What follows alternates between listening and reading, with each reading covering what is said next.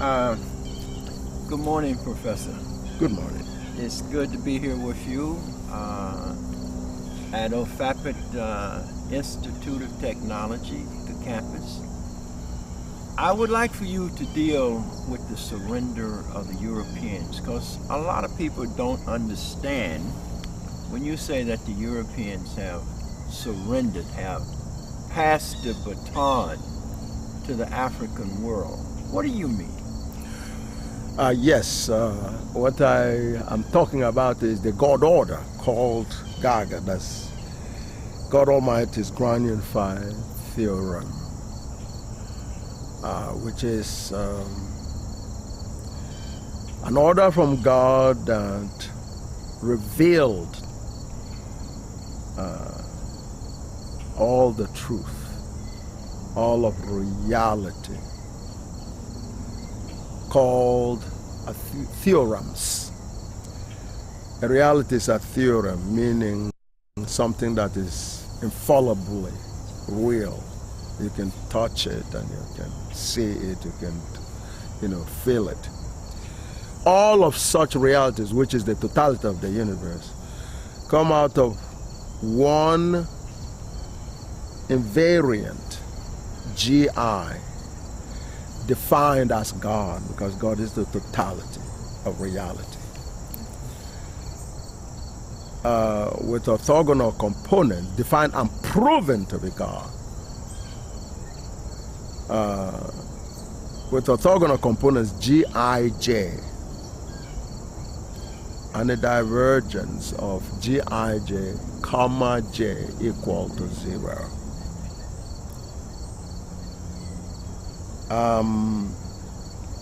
That's what's the God order. In human history, or any creature's history, the whole focus or the whole thinking is about how do we fit in God's creation. What are our ranks? Are we stepchildren, or are we the favored children, the most loved children? That is the concern of every creature. And it is summarized if a segment of that creation is identified, a group of them identified to be more blessed as a group than other groups, then that group will be considered as being closer to God than any other group. And they become the chosen group. And they become the most liked group, the most favored group. And so every creature would like to, every group of creatures would like to actually feel they are the chosen group. Are you talking about human beings? Are you talking about all creatures, animals, Yes. dogs, birds, cats? That's correct. The totality of creation. Because we come in groups, or species, which is why God got revelation that says also that productivity is critical to the survival of every species. Because then if you're productive, then you keep the species going. But within those, species, groups, including human, and within the human, there's always, you can always divide, do a subgroup, okay, within a larger group, and so on and so forth. Even when it comes to a human being, for example, you could even subgroup, because you might say, gee, what about my head compared to my legs and hands? You understand me? It's always one comparison of one to the other. So I'm talking about the totality of creation, or totality of reality, which are all pieces of God. So God is the essence of God is the totality of all reality. So now God revealed this, but in terms of determining, how one can claim or reach a conclusion as to which group is the chosen group or the most beloved group. Human beings and other creatures also have arrived at the conclusion that you have to prove that through your intelligence. And intelligence is further viewed as being demonstrated by how sophisticated your war tools can be designed and built. And without war tools, just like you could do a wrestling or boxing using your physical strength to decide who is stronger,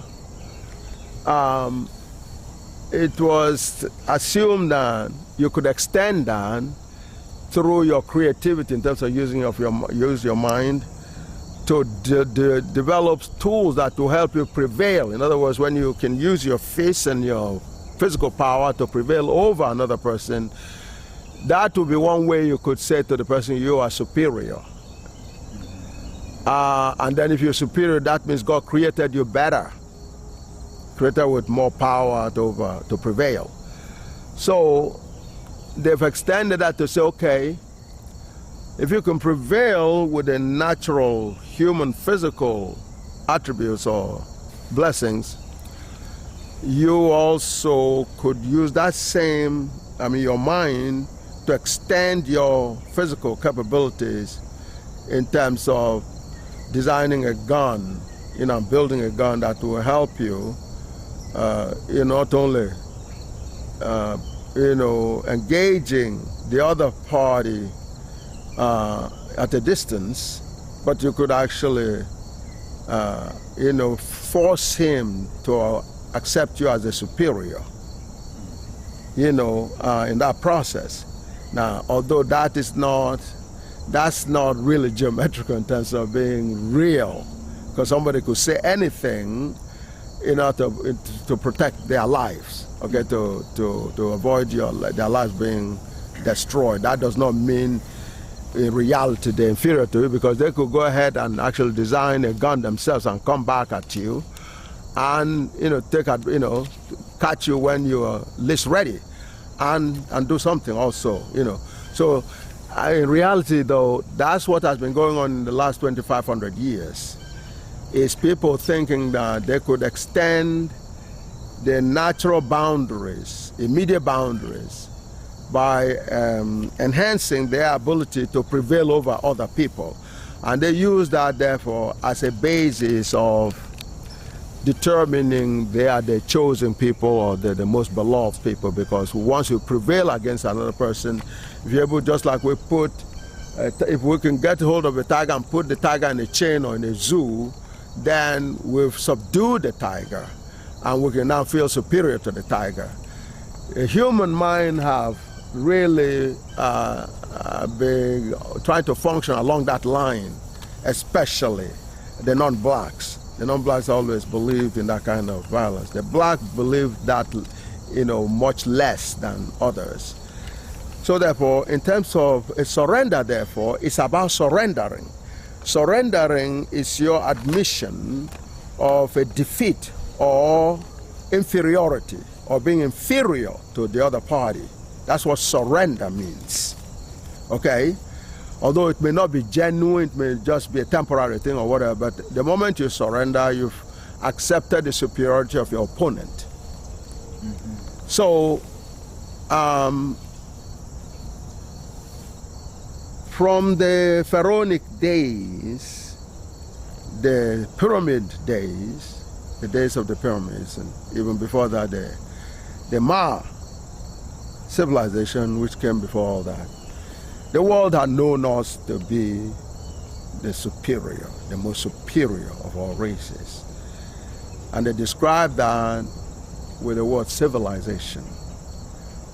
They called us the cradle of the civilization, cradle where civilization began, meaning we showed intelligence. Civilization in the real sense means a display of intelligence in terms of practical and even non-practical in some cases, that convinces your opponent you are superior.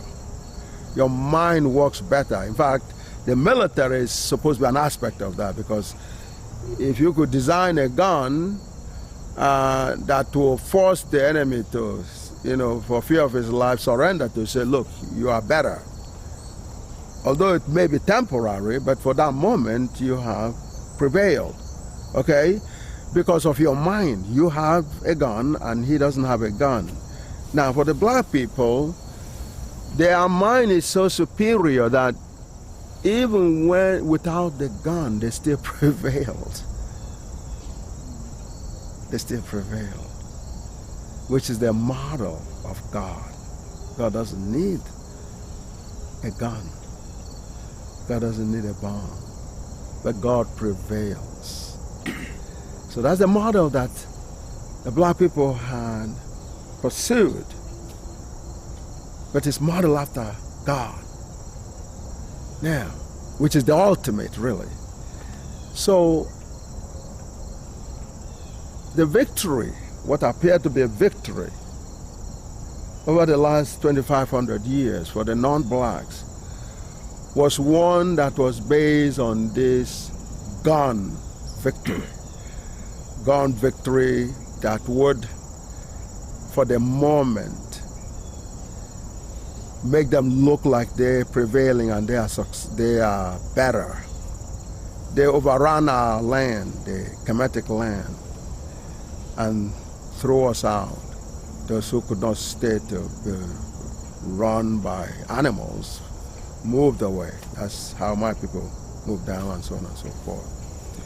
And allowed them to have the land, knowing fully well they cannot do much with it because they have no brains. They're not in any competition whatsoever. And they pursued, from the north and the south.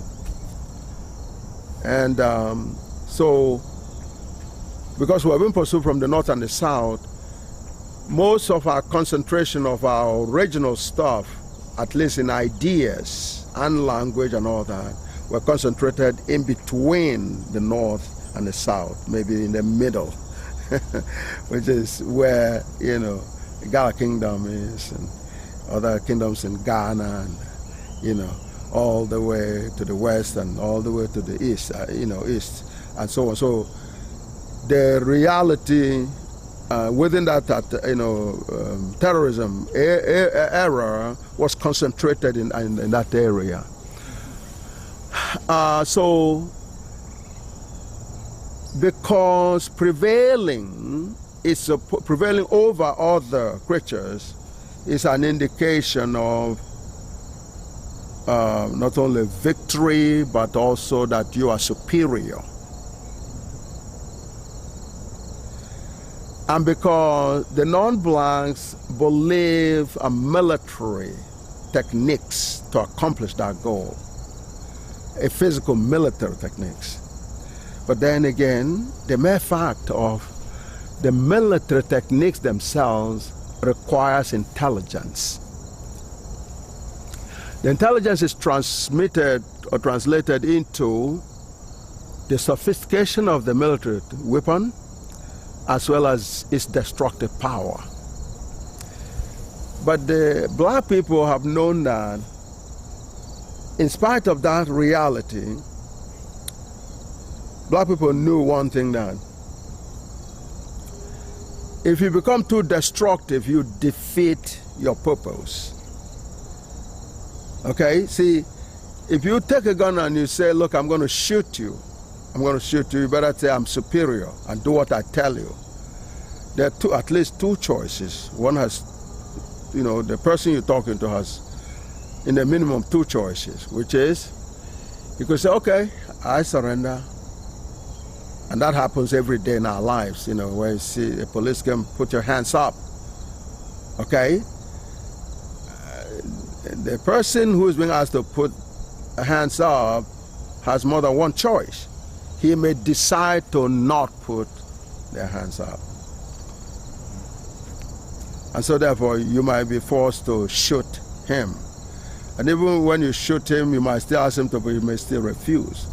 So if you carry that along, you might be forced to kill the person.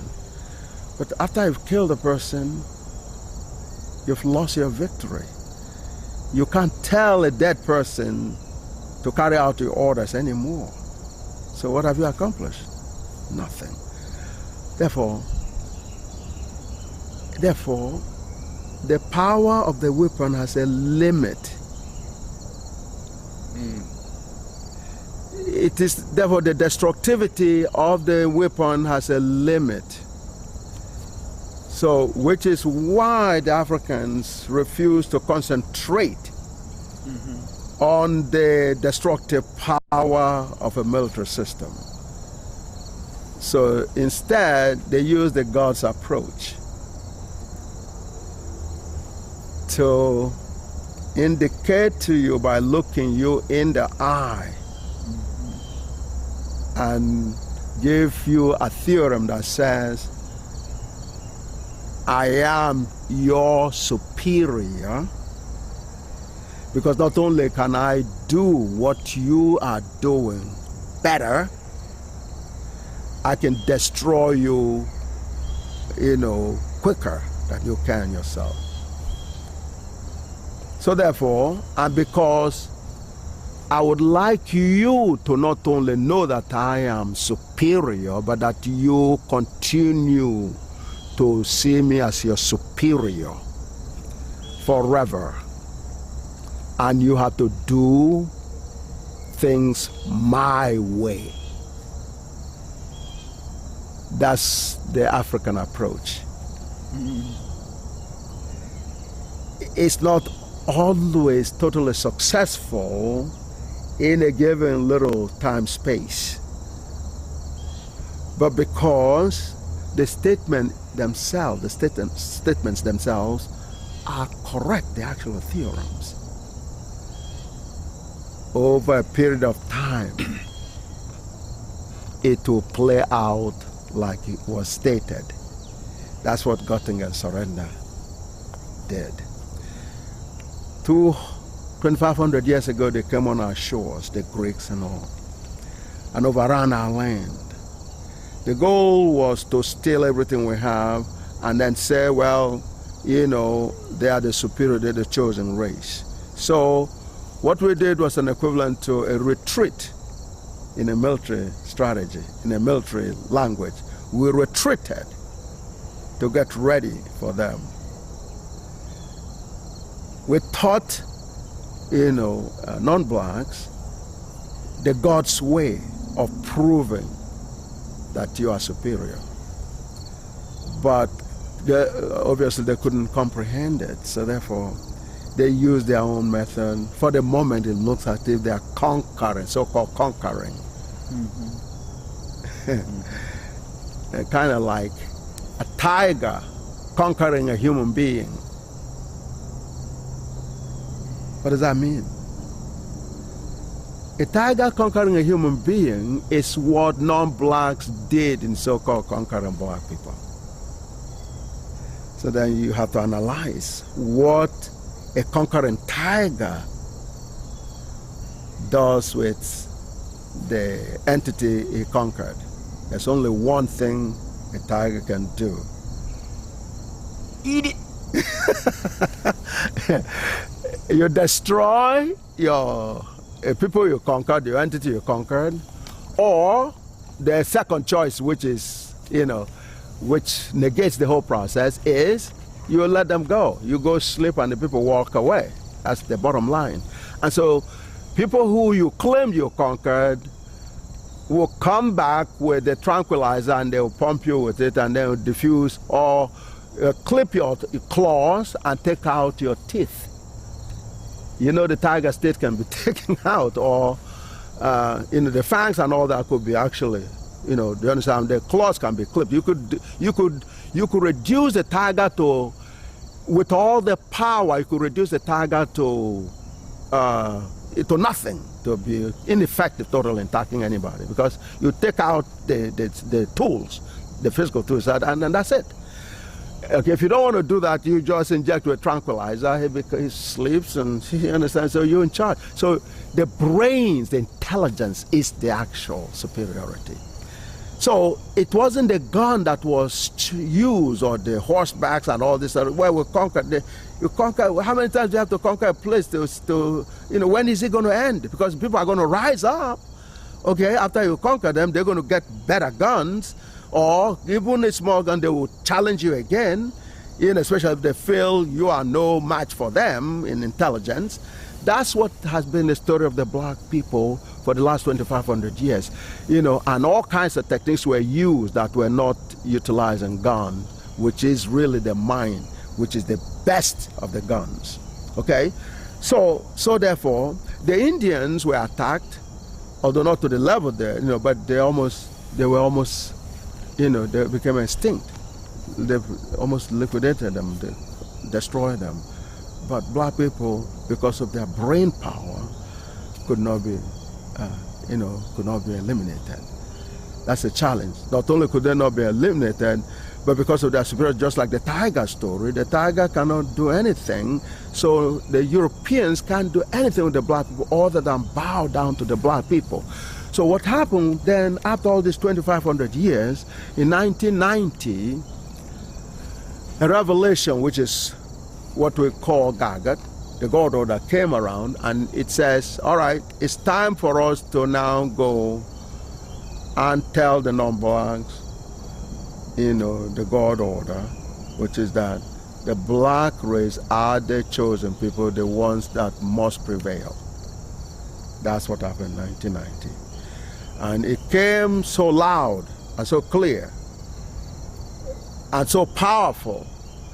Not a single, none of the bombs individually or collectively in all the silos, and both here in Russia and Germany, and none of those could take on the revelation and demolish it. They wanted to, they were desperate. They wanted to use those, but they were totally ineffective. They couldn't touch the equation. The revelation came out in the equation G-I-J, comma, J equal to 0. And once that came out, and it's verified infallibly to come from God as a God order, declared, in other words, God spoke through that equation, declaring who are the chosen people, which is the black race. Once that happened, then, and there was no way any bomb could touch that, it became clear to Jim Crow it's time to surrender. So the surrender began really with their overall ruler, the President of the United States, Clinton, pumping money into Yale to study the impact of that revelation, in terms of how do the non-blacks rank. It wasn't a question of whether the black people are the most intelligent race anymore, the chosen race anymore. Is how close are the non-blacks to us? So they pumped money into Yale to determine that. And in effect, the formula, the solution to the formula was in effect, unbeknown to Yale, was in effect used to determine how close the non-blacks are to the black people in terms of the love of God for the black people, in terms of intelligence. And so that was what came out in that search for how well other people, the non-blacks, compare with black people in terms of the love from God. Okay. And so the result was consistent, a little conservative but consistent. It proved that the black race, of course, are on top of the list with the 28 intelligence strands, and the non-blacks having 19. But they interpreted that all Europeans have 6 DNA series, and Africans had 9. How do you get your figure? Yes. What the interpretation comes from a ratio of 19 to 28 comes out roughly to be equivalent with 6 to 9. That's where that came from. And the common denominator, in other words, when you're comparing things, you can always take a ratio of the numbers you're comparing. And it's what is called proportionality or dilation. It's called dilation. You can dilate things into smaller shapes, provided that it's consistent. That's what was done. Because if you divide 19 by 3, you get 6 and a third. If you divide 28 by 3, you also get 9 and a third. That's where, and 9 and a third can be roughly estimated to be 9. And then 6 and a third can be also estimated to be 6. That's where the 9 and 6 come from. So that is, where the 9 to 6, comes from. But the original raw data was 28 intelligence strands for black people, and then 19 for the rest, the non-blacks. And so from there, a lot of other things were done. The question was not whether who is the most intelligent race or the chosen race anymore, is the implications of that. And in 2004, a cryptic message came out that based on that reality. Can I? Keep going. Oh, okay. That reality, which says, a cryptic message were talking about, well, what happens now that black people are the chosen race, because the God order says a black man, God ordained a black man with the ultimate intelligence, Etas of infinity. And where Etas of Ben exactly represents intelligence. And the N is the level of intelligence, which in effect is consistent with the measurement in Yale. The level of intelligence is what the DNA intelligence strands represent. Professor Oyibo, we were discussing the Nottingham surrender and how that symbolically represented the passing on of the baton from the European race to the white race, or to the African race, from the European race to the African race. How does Nottingham selecting your work, the Unified Field Theory, GIJ, J equals 0, how does that symbolically represent the European surrender to African people? Yes, and what I was trying to say earlier was taking you back to on a chronological path and geometry, so you could get a sense of that. The Germans have been in the forefront of the European supremacy since the German takeover in the 1700s of England, and they ushered in a German royalty, replacing the original English monarchy. Among those was the royalties, the kings were King George II, in the early 1700s. And they took over England because of what happened with Sir Isaac Newton in terms of a formula. And then colonized England so as to take control of the formula GM1M2 minus FR2 squared, FR squared is equal to 0. It took control of that because they were searching for the same formula themselves. So, and since they had partial success because Johannes Kepler, found the path which is mathematically important in terms of determining. Because if you could deal with emotion either by finding the force behind it or the path of the motion. Okay? So, because they're related. So Kepler found the path, elliptical path, in the Kepler's laws. Kepler was a German. But Einstein found the force, which is the formula, GM1M2 minus FR squared is equal to 0. But Germans wanted to be in total control of that dynamics, the force and the path, and so colonized England.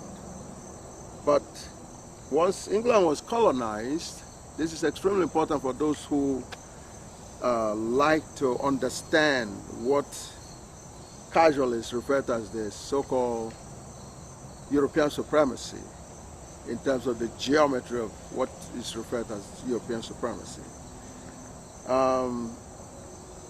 So because the Germans took over England, the capital of European supremacy had to move back to England, Germany.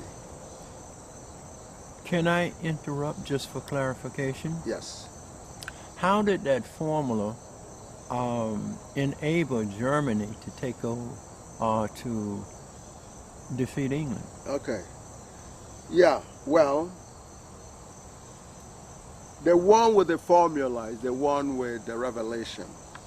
That's a symbolism of formulas. Formula contains information, as in revelation. That's what formula does, it reveals. If you have a formula for a straight line, y minus at or y minus 2t is equal to 0, it's equal to gij, for example, that's a formula. That tells you a path, it predicts you, it's a revelation on a path that something, can be on, which is a straight line. To be y is equal to 2t.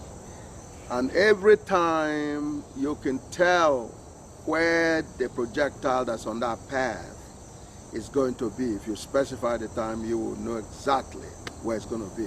So that's a prediction, that's a revelation. A real revelation is specified by formula, as opposed to a claim that is not proven. That's what differentiates Gagot from, religious prophets. I'm a God's prophet, not a religious prophet, because my prophecy is absolutely precisely correct. There's no guesswork in my prophecy. But the other types, and that's the ultimate, the next after that is God. God's self actually speaking. You understand me? God has spoken through me. In other words, for example, God says, I'm on a straight line. Yes, you'll be able to verify that every period, because you will plug in the t and you'll find me, 2 times t, I will be there. Do you understand me? There's no guesswork. Don't say, oh gee, I'm missing by 1 inch. No, you get it exactly. Do you understand? So that is what a formula represents. A formula represents a revelation from God in geometry that you can see the verification in real, in the transformed space-time. You can see it. Now, other people can come and claim they have a revelation from God, but without a formula. Only God has a revelation. Of course, the other science is wherever their revelation comes from God, they will have to determine that from experiment. But experiment can be never-ending kind of situation. It's not quite sane. Do you understand? Mm-hmm. So back again, the formula is the ultimate way to prove. And if the formula is wrong, of course, it disproves. But if the formula is correct, then it is the surest verification. The revelation contained in that formula comes from God. Do you understand? Mm-hmm. All right. So, therefore, if somebody is endowed and blessed with a God order giving that person or a people a revelation that can be represented by a formula which is proven to be correct, a revelation that was not known before, but proven to be correct, as in it came directly from God, it came from God, then that particular individual is understood to have a special relationship with God and a special connectivity with God. Do you understand? In other words, you're not just doing a guesswork, you have a precise revelation from God, and it's not just based on faith. The world can see, even people who don't understand mathematics can feel it is an absolute truth. Just like in KTL, after they listen to my presentation, their soul can feel the vibrations of the revelation. And Red Pill got on the show and he said, I can feel it in my soul, as demonstrated by the sheer exuberance of your presentation verifies it comes from God. Mm-hmm. Now, once that is certified, nobody has any doubts anymore. Anybody that has been able to certify a new revelation is coming directly from God or coming from God through the messenger, then that verifies the messenger's position as having a very special relationship with God. Do you understand? Yes, you're saying only God can bring about in an individual this revelation, because God speaks through the individual in mathematics. Mathematics is the language of God. That's right. So if God reveals you that mathematics and it precise what you say come from God exactly like the formula says, then you are a symbolism of God. Mm-hmm. Because the other people are not able to do that. So you are translating God to the other people, the masses. And all you need is one particular member of a group to be privileged with such a connectivity with God. One is all you need in your group to testify that you as a group have a special relationship with God. Can I ask you, how is it that one says mathematics is the language of God? Can that be proven? Yes. 2 + 1 - 3 is a statement by God. Because 2 + 1 - 3 is equal to 0. That's God's order. That's a God order. Because you know that 2 + 1 - 3 is equal to 0. The 0 is the symbol of God. 0 means where it came from, the reference point. Got it? where it came from, the zero. Anytime you have something on the left that's equal to 0 and is proven to be 0, that's infallible proof it came from God, because it's 0. That's 0. That's why you have the Gij, comma J equal to 0. And it's proven to be perfectly correct. That means it came from God. But the ultimate difference in terms of Gaga is that not only does that come from God, is the totality of reality revealed through that formula, and it all came from God. That's how God endowed me with the ultimate intelligence. There's nothing beyond that, and that's important for you, so you rise up to higher level, so that then you're not talking to, you can't compare me with Einstein with a few formulas. You can't compare me with Isaac Newton with a few formulas, or Gauss with a few formulas. That's what happened in Göttingen. The celebration of Gauss really was an excuse to celebrate Gaga. Because that's what Gauss was looking for.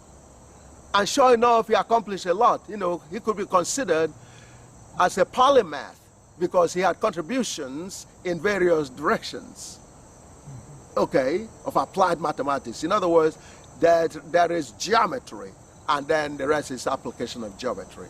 Geometry, God's understanding, God's learning, God science, God information, God. So therefore, geometry. Therefore, now geometry is mathematics, or ma, we call it ma. The Arabs add the teeth part of it, ma'at, ma'de. You know, they got to be actually ma'de. In other words, that's intelligence. The Arabs will call it ma'at. The ma'at, ma'atikos. The ekos part is what was put in by the Greeks. But it's our word, it's our original word.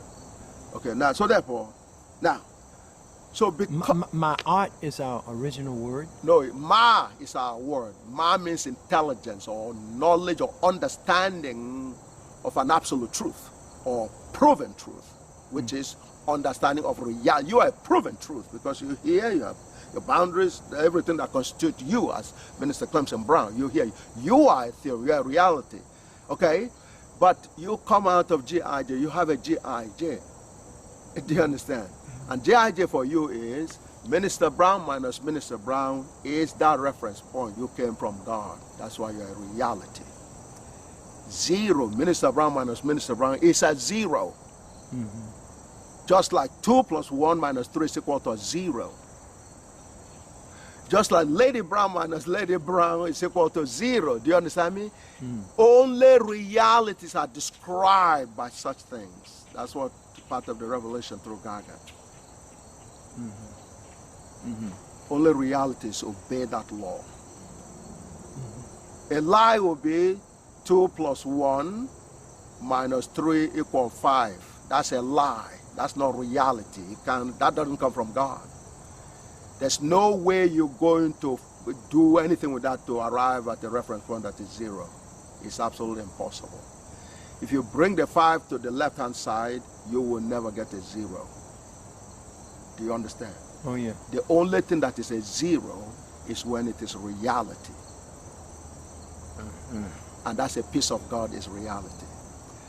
So therefore, because you come from Gij, comma J equal to 0, and God has endowed in my brains the eta sub n, which is the solutions, all the fundamental solutions to the Gij, comma J equal to 0, every reality comes out of Gij, comma J equal to 0, again, God. And because God has given me the solutions in terms of eta sub n, the solutions then becomes intelligence. That's the fundamental solutions become the measure of intelligence. It is that intelligence that I can understand you with. I look at your demeanor, I know pretty what's going on in your head. I know everything about you because I have all the intelligence to do that. because I have all the etas of being. I didn't just have one or two, I have the totality of it. So where I'm reconstructing what's on your mind or your system, and I run into difficulty, I use additional ones to reconstruct. So it's like you're sculpting. What do you do when you do sculpting? You take a piece of clay and then you try to construct a reality. Do you understand me? Yeah, but by and large, you are not, you see, what you construct though is mostly external. Correct. You don't do internal. I do internal. And yours is eyeballing. You not do it, oh yeah. See, the beauty, the specific gift of an artist is their sync with reality. Do you understand me? It's an extraordinarily brilliant blessing from God that you could, visualize reality and actually try to reproduce it. Do you understand? But your feel for that reality in terms of reproduction of it is approximate. Many times it's way off in terms of its geometry, but your presentation you can create an illusion to make it real. You understand? My Polish technical drawing teacher, I used to call it, he had the terminology, says, private job. He calls it private job. In other words, where you understand, because see, in technical drawing, we draw reality. Do you understand me? You draw reality exactly through projections. Yes. But when an artist does it, a freehand, you do a free-handed, okay?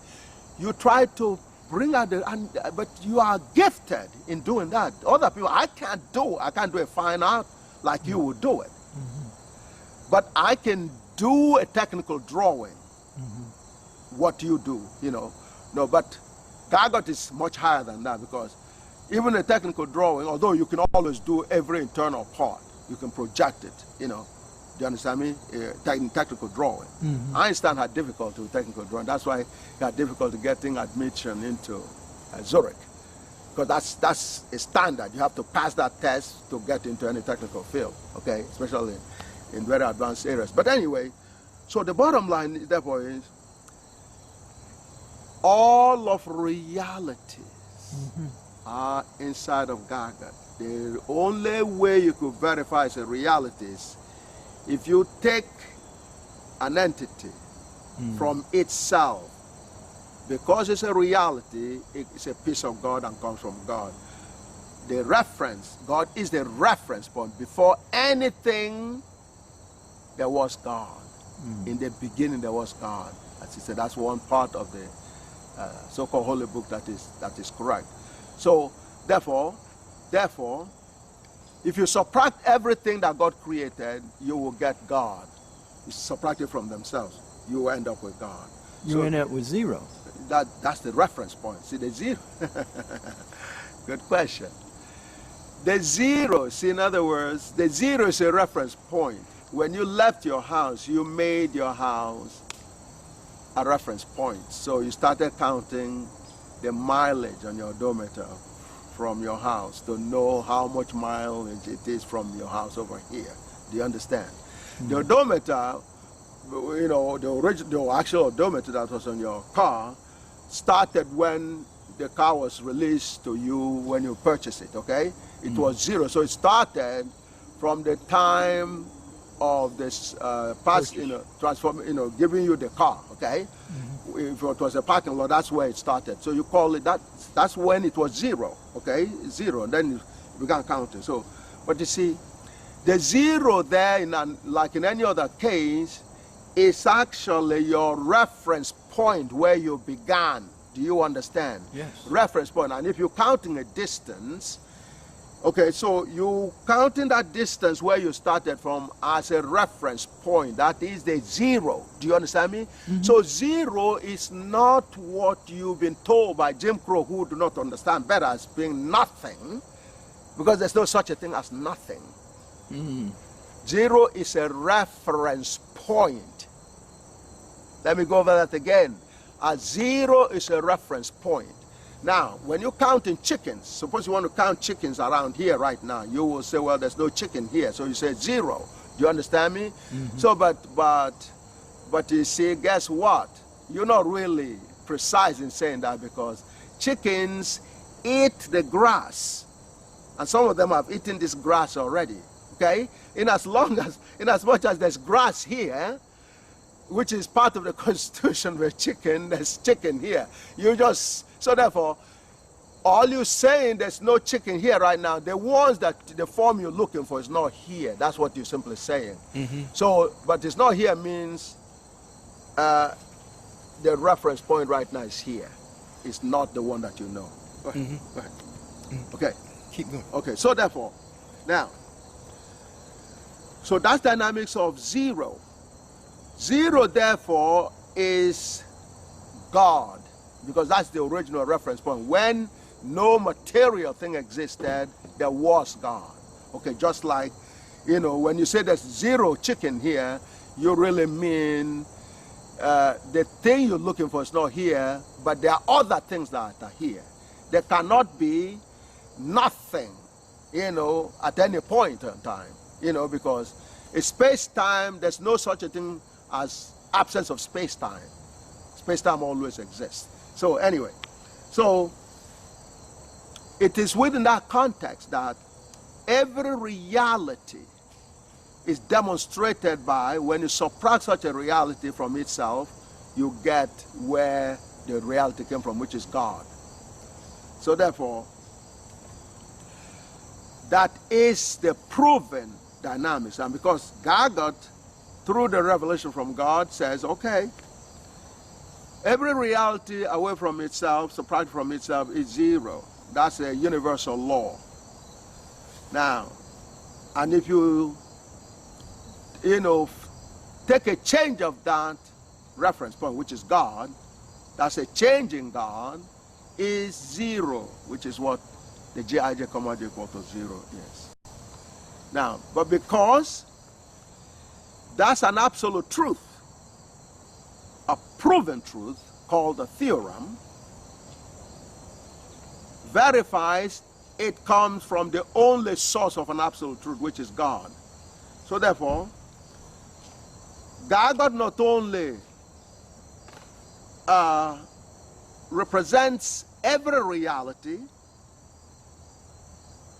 but because it came from God, it represents all of reality absolutely, in terms of being infallibly representing absolute reality. So now, the Germans, when they saw the scare from Newton, they weren't even thinking Newton was going to be competitive with Kepler and the other Polish guy, Copernicus. They were, competing and all that. German, Polish, and an Englishman. And so they colonized England. They took over England. And how though? Well, how? They marched in England and through the cooperation of the English people, throughout the royalty that was in existence before that, says it's time for you to disappear. And the Hessians, Hessians moved in, and they said, okay, now from now on it's going to be German royalty. The royalty that existed before, the stewards or whatever they were in England, were deposed, were thrown out. And the Germans, foreign entities from different countries, came over and took over the royalty in England. Militarily? Everything else you can think of. They just walked in and took over. Okay. Oh yeah, man.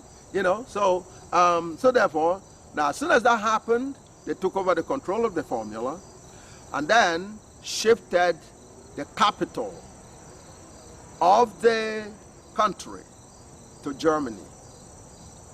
Imagine Queen Elizabeth's family, the King George II first and the second and all that, from Hanover, Germany. Hanover is a few miles from Göttingen University. So as soon as King George II,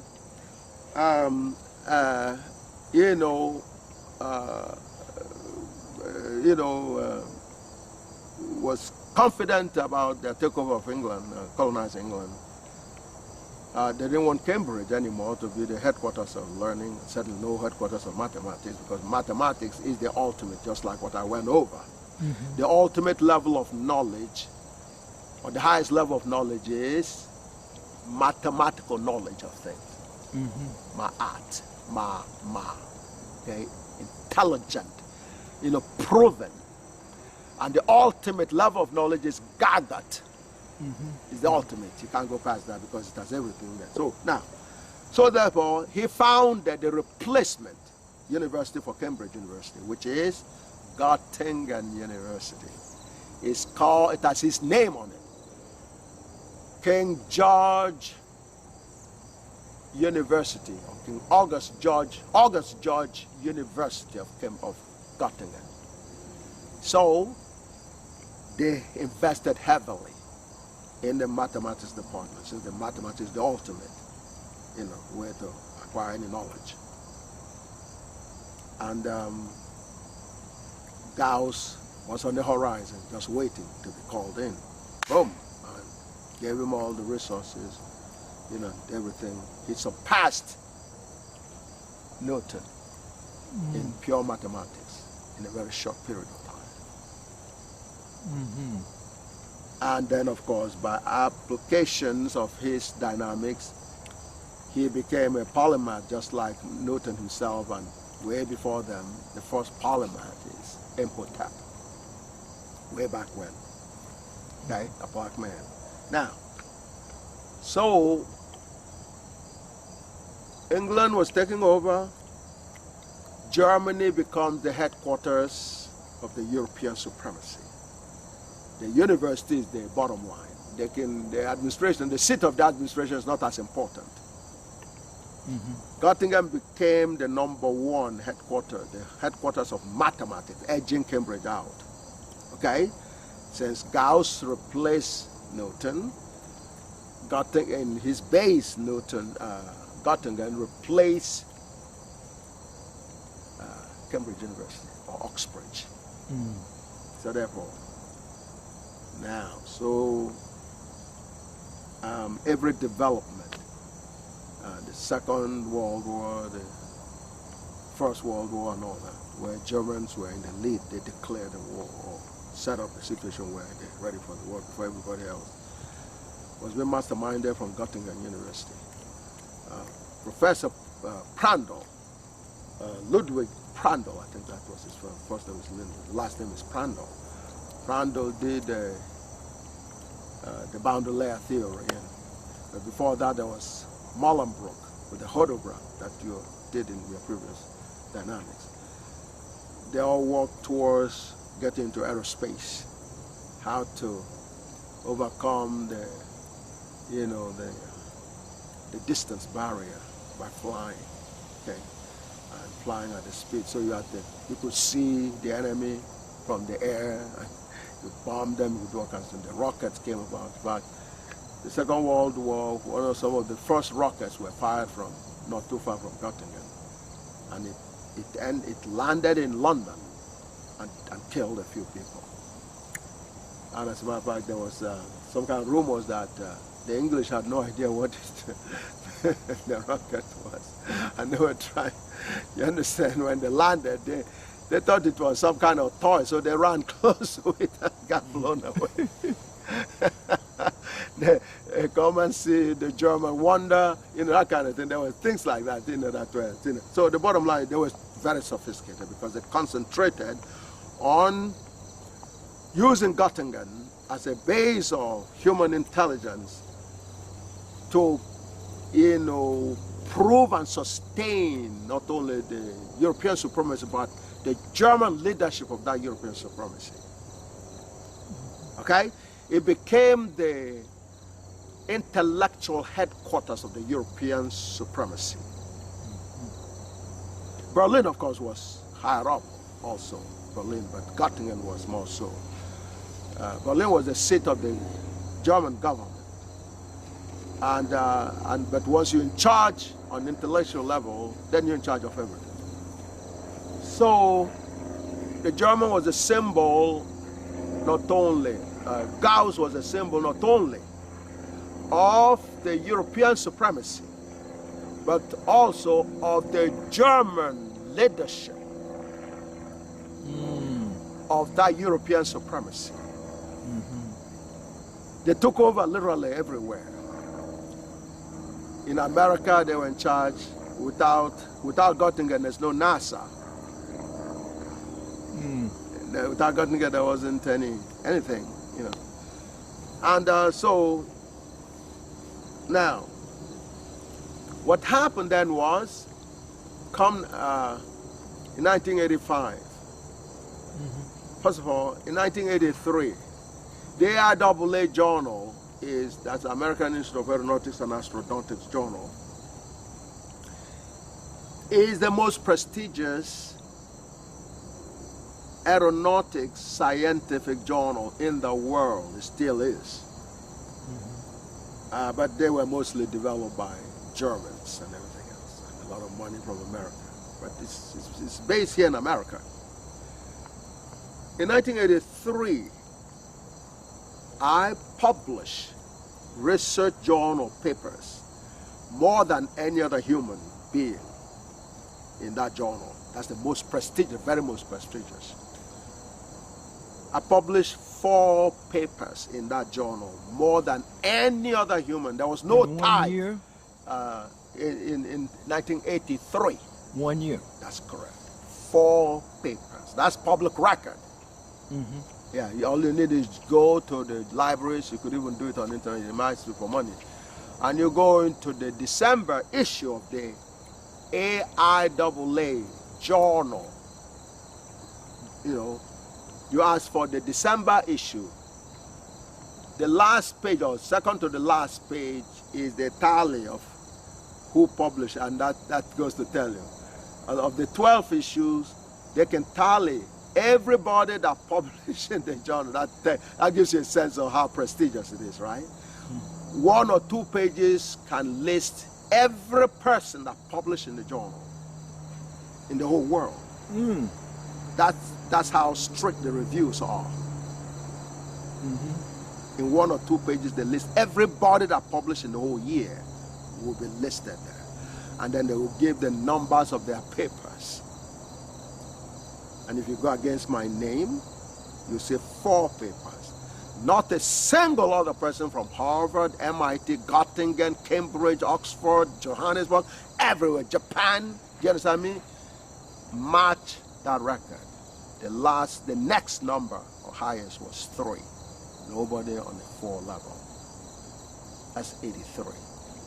What kind of review qualifies you to publish in that paper? Because the most rigorous is definitely one of the most rigorous reviews. That's why there's so few people publishing in it. There are very, very few. And very few can get in. In other words, what I publish in 1 year will make a professor famous in MIT for all of his professional career. If you're an MIT, big professor, your whole life publications in terms of actual paper publication in AIAA, do you understand me? If you have up to 4, that will be incredible. That will be very, very recognized. And usually, it is done in terms of groups, people bound together, the whole department literally can come in and 1 paper and so on and so on. Because all you need is just to say, I have published a paper in the AIAA journal, and people have a lot of respect for you. And in part of the recommendation letter from Professor Livio Librescu, he will give you a sense of what it is. You need to read it. I have. Okay, yeah. Well, you read it, and he will tell. He said, look, this guy has published in this journal, and he will give you a sense of what the journal means. But in any case, so that got a global attention. That was the preliminaries before God showed up in 1983. So now, everybody noted that in the scientific community, especially aerospace scientific community. And in 1985, I was invited to Germany. And it's one of the most, how can I say it, most memorable, most spiritual trip for me in my life. One of the most, for sure. That was when I met my father for the last encounter on the physical plane. But I was invited. Right from, even when I was preparing for my lectures, I could see the glory of God almost everywhere I turned. The Department of Defense were playing a role, everything. In fact, when they were sending us, that was still, the Cold War was still supposedly, in fact. And the Department of Defense had to, they had a delegation that followed us to Germany. And they were watching everybody. It was very difficult to socialize, actually. But anyway, as I was going, I paid for what you call economy class. But again, mysteriously, I ended up in the second class. You mean first class? No, I didn't know. It was second class. That is the business class. Okay? They upgraded me. I don't know why that happened, but again, and they were serving champagne and so on and so forth, and it was a party. So I saw a lot of, and I was listening to music by Earth, Wind and Fire. The lead vocalist there had something with some English thing, and that was being played and brought in a lot of memories and so on and so forth. And then arrived in Germany, the University of Göttingen, the second most popular school. The first is Göttingen. I was in the second most popular, which is the University of Aachen, Germany. That's where I was, the conference was taking place. And I was asked to deliver 3 lectures. Was anybody else asked to deliver that many lectures? No, absolutely not. It matched the IAA record. As a matter of fact, the guy who was interviewing me was Professor Otto, O-T-T-O. And and he said, he came in and he said, well, Oyibo is a noted American mathematician, and I jump in and try to get some little humor by saying, well, I'm an African, I'm an African mathematician. And I turned around and there was no laughing. People look like SS. With their faces, grim faces, like, and I was hoping I was getting a laugh, but it didn't happen. So anyway, so I let that slide. And then he went on to say, well, the same person had published more than any of us in the AIAA journal in 1983. Otto said that, and again, they were getting more furious than ever, Then he said, well, guess what? He repeated the same thing again in this conference because he has more lectures in this conference than any of us in this conference. At such a point, I thought they were going to lynch me now. Well, the hall of about 500 presenters, do you understand? And I'm the only black person in the crowd. I said, sure, I'm gone for today. You understand? But it didn't happen like that. In the crowd where Librescu led the delegation. Yes. Yeah, Professor Librescu led the delegation from Israel. Now, he was a Holocaust survivor from Romania. And some people talk about their family members, their parents being Holocaust survivors. No, he himself was a survivor from Romania.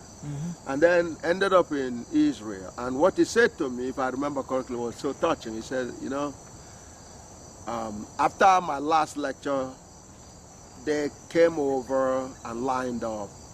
I was still on the podium and they came over and lined up. And that's when I really felt I was going to be lynched.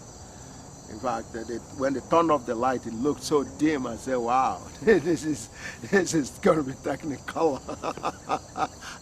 I'm going to be lynched right in this way. And nobody will even know, because nobody knew, no black person that I knew I was there except my family. And a similar thing happened later on in Copper Mountains in Colorado. So they walk over to me. I didn't know what he looked like then, Professor Lebrescu. He led a delegation from Israel to come and meet with me, because they had invited me to come to Israel so many times and it wasn't possible. You know, the authorities won't allow me to go. And so they decided they were going to catch up with me in Germany. But he said to me something like, well, since my experience as a Holocaust survivor, I vowed never to visit Germany or any of the Nazi-controlled areas ever again. But because of you, I not only changed my policy on that issue, I brought in a delegation to come and welcome you in Germany. I think that was one of the greatest honors I ever felt I had, you know, at least from non-blacks. And also, I was simply overwhelmed, totally overwhelmed. And then, you know, but anyway, Otto was particularly, I mean, he just gave these SS-looking Germans and the other Europeans exactly what they didn't want to hear, but he told them, because he introduced me, and of course, I gave my presentation. Ironically, one of my presentations was on photograph, and you know, I can't begin to tell you, it was such a high spirit. You understand, it on so many levels. What is the holograph? The holograph is a transformation of an equation from what is called the physical space. What you see here is a physical space of space-time. That's a physical space. You have 3 space dimensions and a time dimension. That's called a physical space. Most of the equations are written in that physical space, how things vary with the space and so on and so forth, so space-time. Because of mathematics before Gagot that limited the development of so-called mathematics and modeling or application of mathematics, equations in a physical space for a particular phenomenon like a flow field could come out, or many times came out, as a very complicated nonlinear equations. And when it's nonlinear, it simply means you really can't do much with it. Even if you find specific equation solutions, you can't do any generalization. You can't do much. It's so highly restricted. So nobody wants equations that are nonlinear. On the other hand, most of realistic equations describing reality turned out to be nonlinear. So if you're successful in coming up with equations that made sense, you are caught up in a situation of trying to get solutions out of that equation because of their non-linearities. You can't solve them. So what Hodograph did that brought Germans into real limelight at a certain stage was they have equations that were needed to understand the flow field around an environment where you could fly an airplane, to model a wing and all that. The equation was called the potential flow equation. In the physical space, the space-time, it is non-linear. However, you can transform it into a velocity space. Just like space-time are orthogonal. Orthogonal means they are independent of each other. The space, both the 3 space dimensions and the time are orthogonal, meaning perpendicular, they're not dependent, they have no relationship with each other. The same way the velocities can be orthogonal. And later on, Gaga will generalize that everything can be fully represented by the orthogonal components, everything.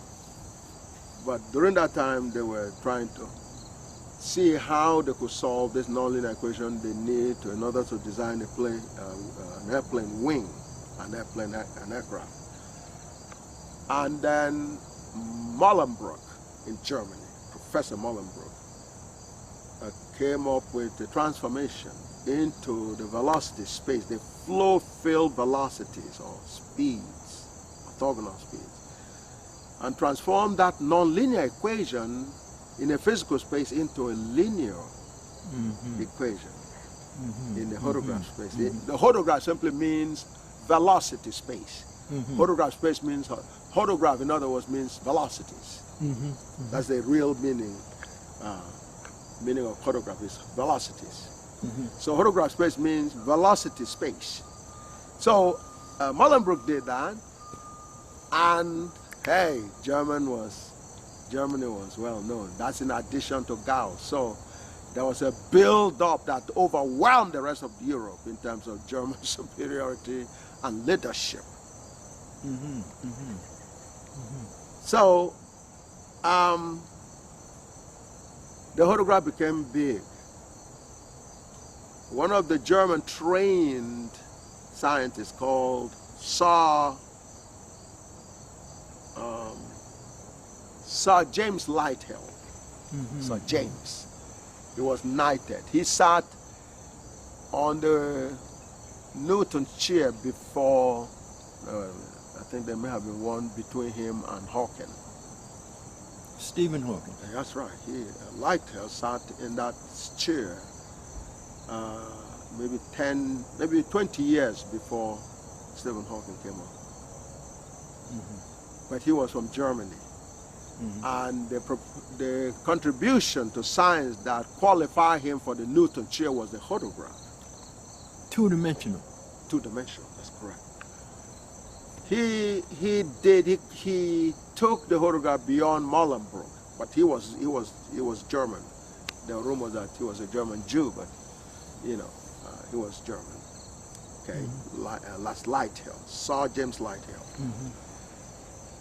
So because of his contribution to the hodograph, he was knighted Sir James Lighthill, and then was bestowed the highest chair in the European world, or academics, or one of them at least, was the Newton chair, the location professorship. So professorship, the Einstein professorship or the location professorship went into a person who made contribution for applied mathematics to aeronautics. That's Sir James Lighthill. And so German had a long history of reverence to the hodograph as an application of mathematics. And so when in 1985 they reviewed my abstract and asked me to deliver a lecture on hodograph, that was definitely, and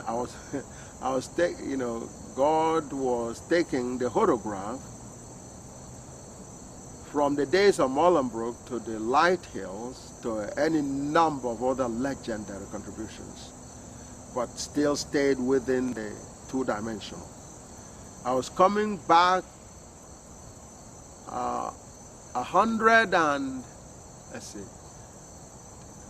102 years later on after Molenbroek's. Because Molenbroek was in 1876, around 1918, anyway, roughly, I was there over 100 years later. And I was taking Molenbroek's two-dimensional hodograph to the next level, which is three-dimensional. And it was reviewed and understood to have enough merit for me to present it and have a further scrutiny. That was a biggie. if that was all the paper that I was presenting in Germany, inside of Germany where photograph originated from, do you understand me? And in the the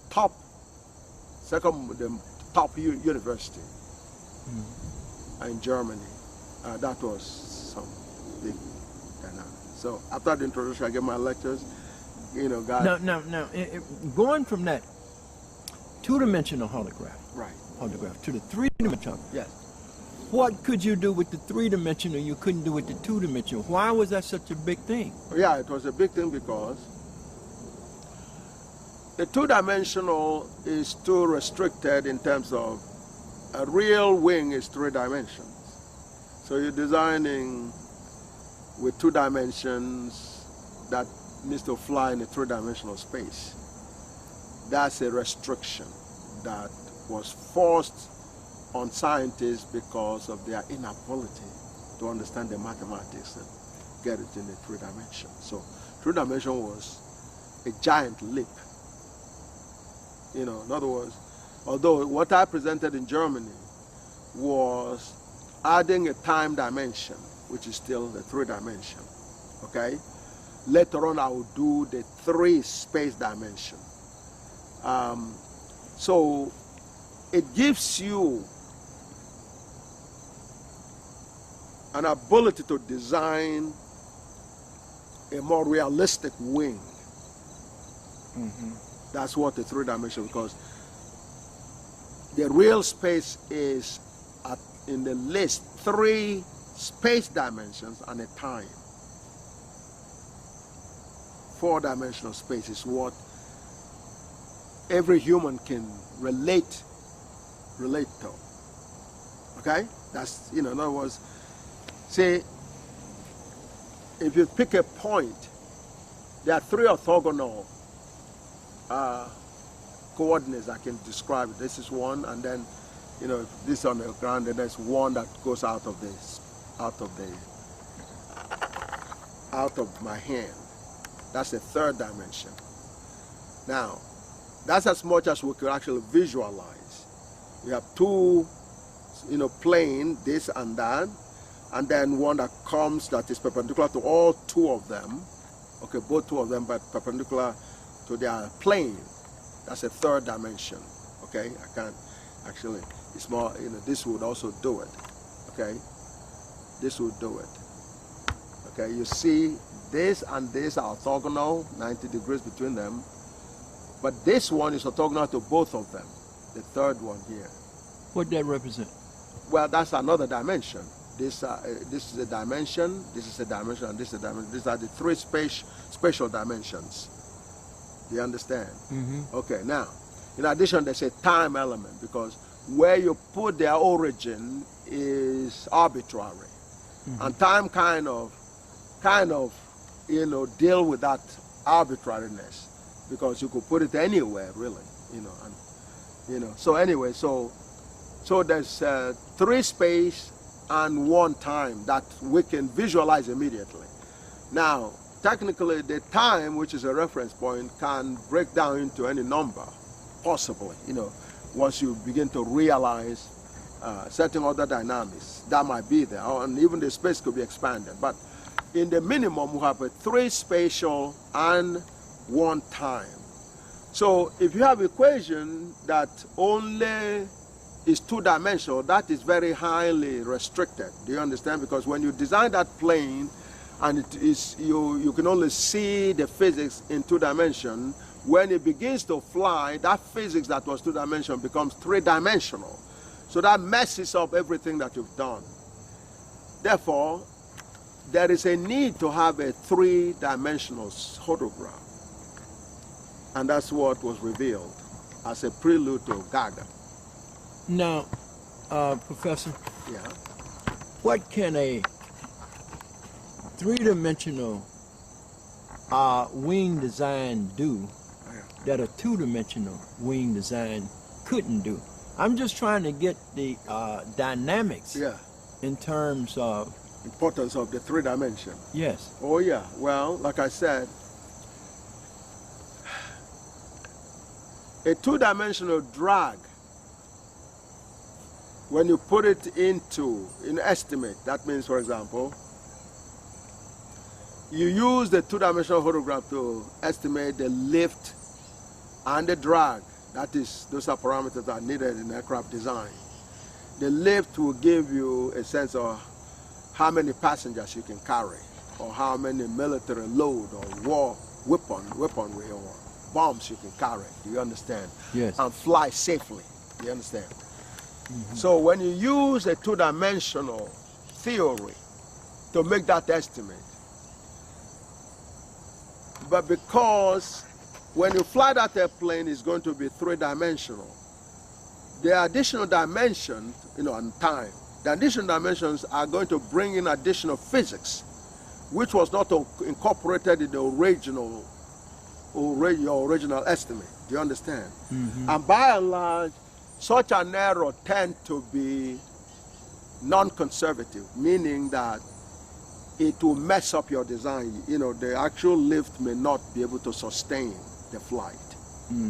The flight, what you design may not be able to carry through in this real space environment. Do you understand? And you could endanger lives of people. Do you understand? So, no, but that's a safety issue. There's performance issue, because performance, you have to overcome the drag in order to be able to do performance. Okay. Right. So if you have an underestimated, drag, the drag gets very big. You'll be unable to maneuver your airplane. You cannot do any real performance. At speeds that. And of course, speed is part of that performance parameter. So that is what makes having equations that are accurate in a real space-time is important. And so that is so therefore, it is for that. Yes, go ahead.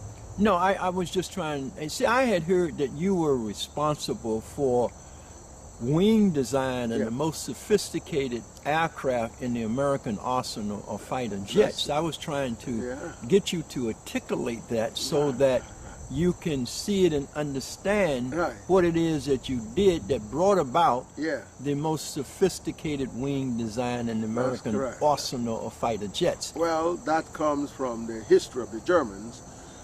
With the hodograph, the Germans were able, get themselves ready for transonic flows, especially transonic flows, meaning flying airplanes that are around near the speed of sound. For you to really, participate in a military operation using aircraft, a military operation by the Air Force, you have to be able to not only fly, but fly at very high speeds. And the higher the speed, the bigger the challenges of the design. So one of the most serious reasons for glorifying God for the hodograph equation is that the equations that are being transformed into linear space using the hodograph are for high speed speed regimes of design, transonic flow. So a military can boast of their speed, air military. It's their speed because the faster you can, the faster you could outdo the enemy. You want to bomb very quickly. You want to attack the enemy very quickly and maneuver around them so they don't get to hit you. Okay? So speed is extremely important. So therefore, to design a plane that is not only safe but maneuverable for the military, therefore, requires your use of this hodograph. And the transonic is a particular challenging. You're going from subsonic flight speeds to supersonic. And in the realm of, in that region is the weirdest kind of region in terms of the design. Okay? You have to go past the sound barrier. That, and people before used to think, boy, if a human being goes through a sound barrier, they will never hear again. There's all these mythical things about, going. So, and the same, sure enough, the equations are that complicated. They defy all kinds of treatment. If you try to simplify it, the thing breaks down when you reach the speed of sound. That's why Sir James Lighthill can score so much to be highlighted in the highest positions in academic chairs in Cambridge University. You understand me? Because of his contribution in the photograph. So you have a black man coming in direct into the realm that barely, you understand me, the Southern Europeans were not even really allowed to make inroad going to that kind of realm. And you're nice and black, and you come and you bust it through, and you're recording paper journals and having paper reviewed, and people are saying, yes, man, we haven't seen anything like this before. Yes, it's right, it's, and all that. And you're giving a lecture in the original, where the photograph originated. You're giving 3 papers, one of them is the photograph. That's the dynamics. And that's what led my father to the high spirit of saying, well, my Creator, I salute you. You've done a beautiful job for me, not only for my life, but on the next generation, to have a young black person go to teach the Germans, to remind the Germans where mathematics comes from. I'm ready to go. That, you know what that did with me. I was extremely in a lot of pains when I came to see my father. Now, I didn't have a physical condition, but mine was a bond with my father. And understanding he had, this prostate that was not getting any response whatsoever. And Gagot hadn't come out with the truth of prostate then. And so I was just helpless and taking in his pain and adding to mine and having to try to deal with that combination. And thinking about what's going to happen eventually, especially after I had asked him to come on to the Sloan Kettering Center. And he said, hell no, he wasn't going there. And I'd done that earlier. I think it was 83 or 84. I'd come and I said, Dad, it's time to go to Sloan Kettering Center. And he tried to ridicule me and say, and that is owned by some brothers over there. And I said, no, not likely. So I see, and you want me to come over there? And he just ridiculed me and but in the process he got me to see what he was saying. I couldn't come in there. He saw the hospice idea before I did, obviously, because mine was overwhelmed by my pain to hear about his condition. When they announced, I saw his diagnosis way before I was told. I was here in Farmingdale, doing research for Fetch Out Republic, where I was helping, build a warplane called the A-10. Okay. And I was doing research and publishing papers, and a guy, Walter was the name of the individual in charge of the graphics for the whole, airplane company. And they did my artwork and everything for my publication. They helped me accomplish the feat of publishing more than anybody else in the IAA journal. Was he a brother, Walter? No, he was English, I believe. He was non-black. Yeah, any of those designs, anything, can we put our hands on them? You mean the papers or? Yes. The paper, oh yeah, we could have reprints, reprints from the IAA. A lot of them were burnt during the firebombing of our campus facilities. But, so Walter, I was known to them because that was the graphic section of Fairchild, what the other word was known as Republic Aviation.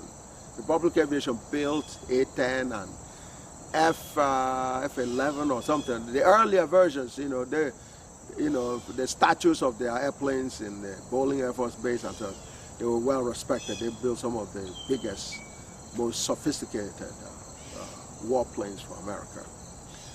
And so now Walter was in charge, was the director of the graphics for the entire company.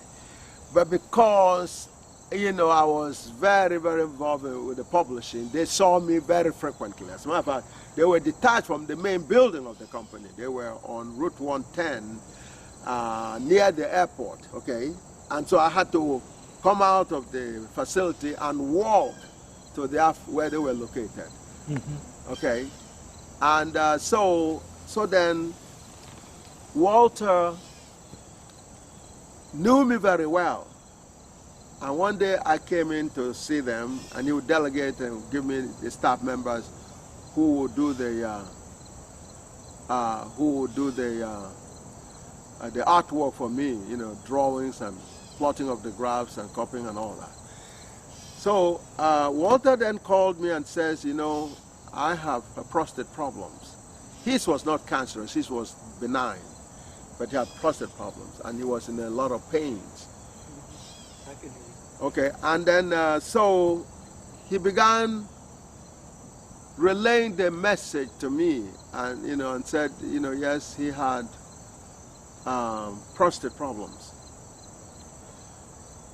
And then I said, gee, I feel awful and everything, and eventually, and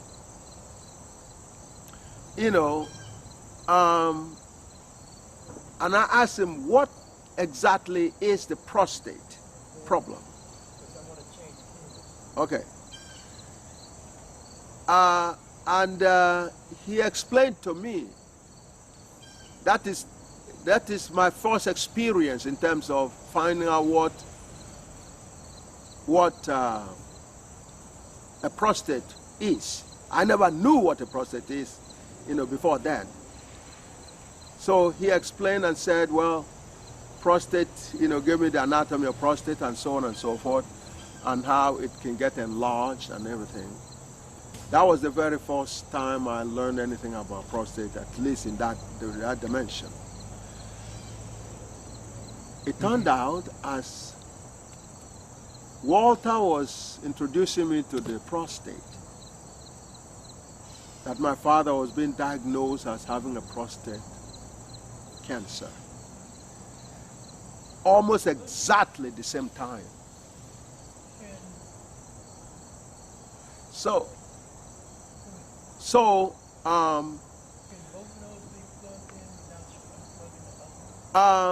I was thoroughly amazed. I was, when he was telling me, I had no idea God was using Walter and his condition to tell me my father was being diagnosed with a prostate problem. Okay, John. And so God was able to reveal that to me. And later on, when the information would actually come formally, that in fact he was diagnosed with that condition, I inquired in terms of when the diagnosis occurred and so on and so forth, and from what I was told, it was exactly during the time, or very close to the time, where I was getting the information from Walter. Yeah. So anyway, so that set up some things for me. But so anyway, back to Germany. I internalized the news. I remember there was another colleague, whom I told about my father's condition, especially because they said it was cancerous. And he looked at me and he actually wept himself. He cried himself, because during those days, prostate cancer, this was in the early 80s. Prostate cancer diagnosis was like a death, a very, very serious thing and so on. So with that, I began to explore the way. I think the same year, of course, it must be the same year, 83, 84, I went home and tried to get my father, and it didn't work. So in 85, when I came home, he was really getting, much sicker and so on. And the pain and the fear of the possibility of him transforming on was overwhelming to me. But the lecture in Germany alleviated the depth and the weight of that, that burden on me. Because when I arrived, and it was a surprise, and it was in April, okay, I think maybe April 7th or somewhere there. And so I met my father, and once I gave him the story, and his spirit were skyrocketed up and everything. And when he made this statement, I said, well, you've made my life in terms of what you did in Germany. And so I'm no longer afraid, just like Reverend King. Longevity has its place. I'm not concerned anymore. That's basically what my father was saying to me. So that Reverend King's piece was what my father was really saying. He said, no. He says, the goal has been accomplished. Okay?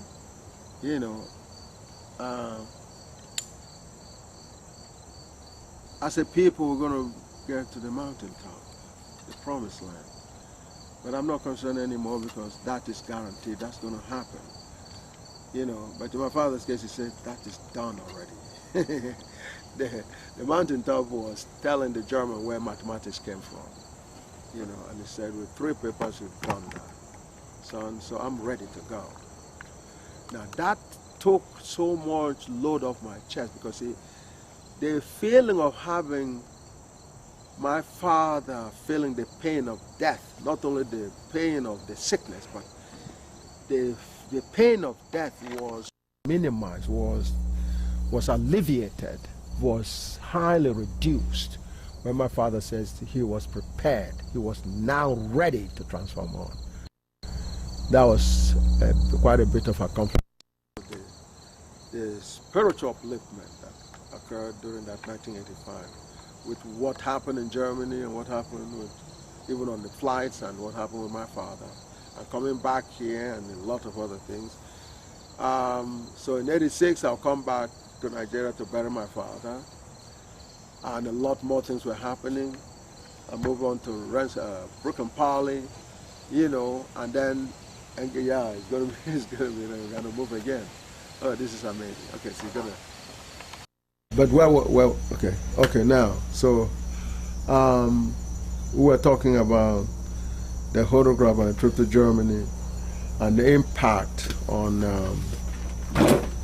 the build up over time to the surrender. Yes, that's correct. But there were other things that happened that also brought you into the kind of leadership that led to your being nominated for the Nobel Prize. Right.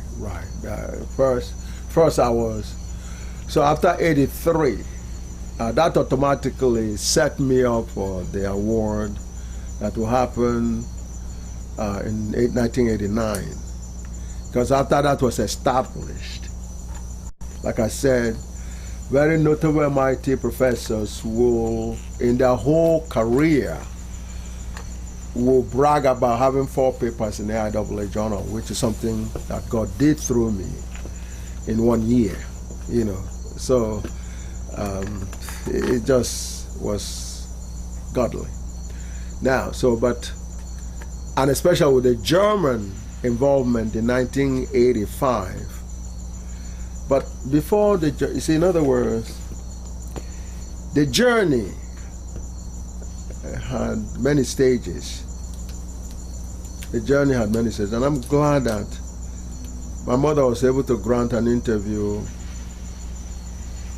where he actually reported what happened in the beginning in terms of the revelation that my sister, my older sister, who my mother was working very hard to keep her alive, and when the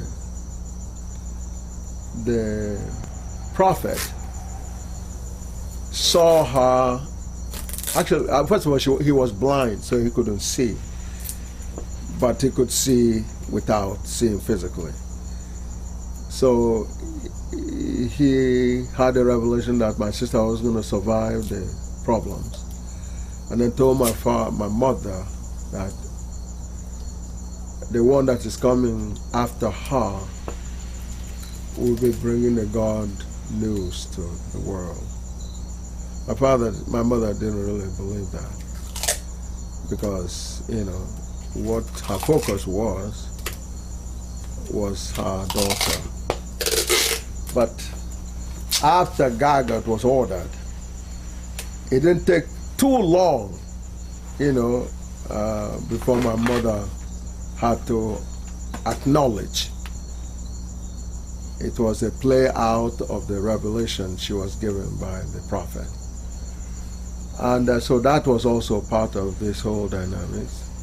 The revelation was done. In other words, the prophet said,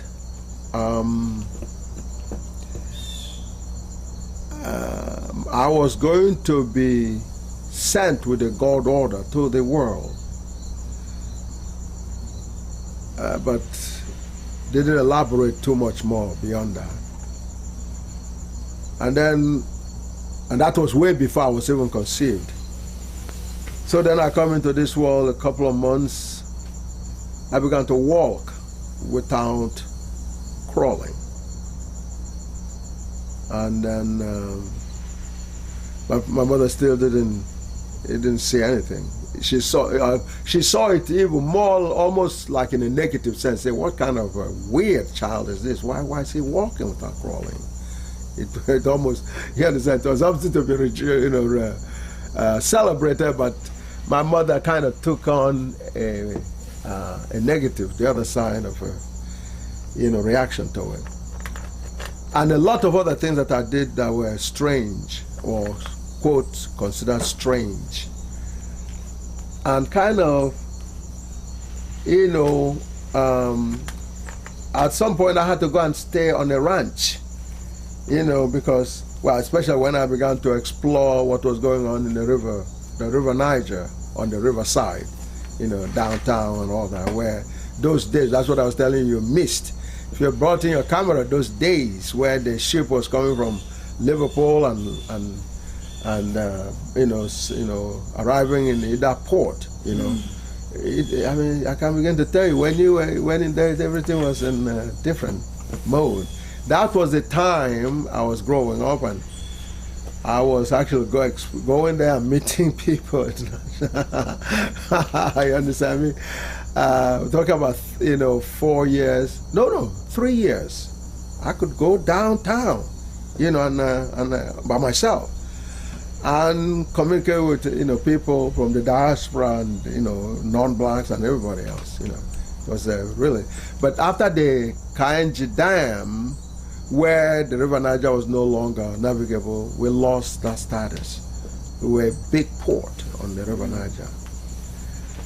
And so anyway, so my mother saw all that, and then the elementary school incident, I could feel something, but I wasn't so conscious of it.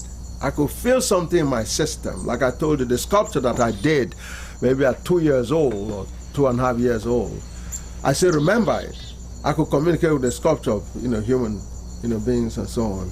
I could communicate with them and all that. Then move on to elementary school and dealing with the elders, you know, and so on, and hearing the history, and then moving on to St. Augustine, there were a lot, every step of the way there were things that were very strange or very different from the norm. And then came on to Rensselaer, you know, again, the whole thing continued in terms of uniqueness and, you know, strange and different, and, you know. But in 1985, that Germany thing was very, very, very highly spiritual. And I don't forget, almost every minute on the plane I still can remember today. Like I remember the music I was listening to. Part of it happened to Michael Jackson's music on the plane. But also a guy from Earth, Wind and Fire and some English act. You know, I remember all those music, and having Easter in Germany before going to Nigeria, I remember all that. You know, and then in 1986, of course, I had to go back to bury my father. You know, was another, you know, one of the most painful points to me up until that point. And then move on to Polytechnic University, and again, another phase of different encounters, I mean, similar encounters.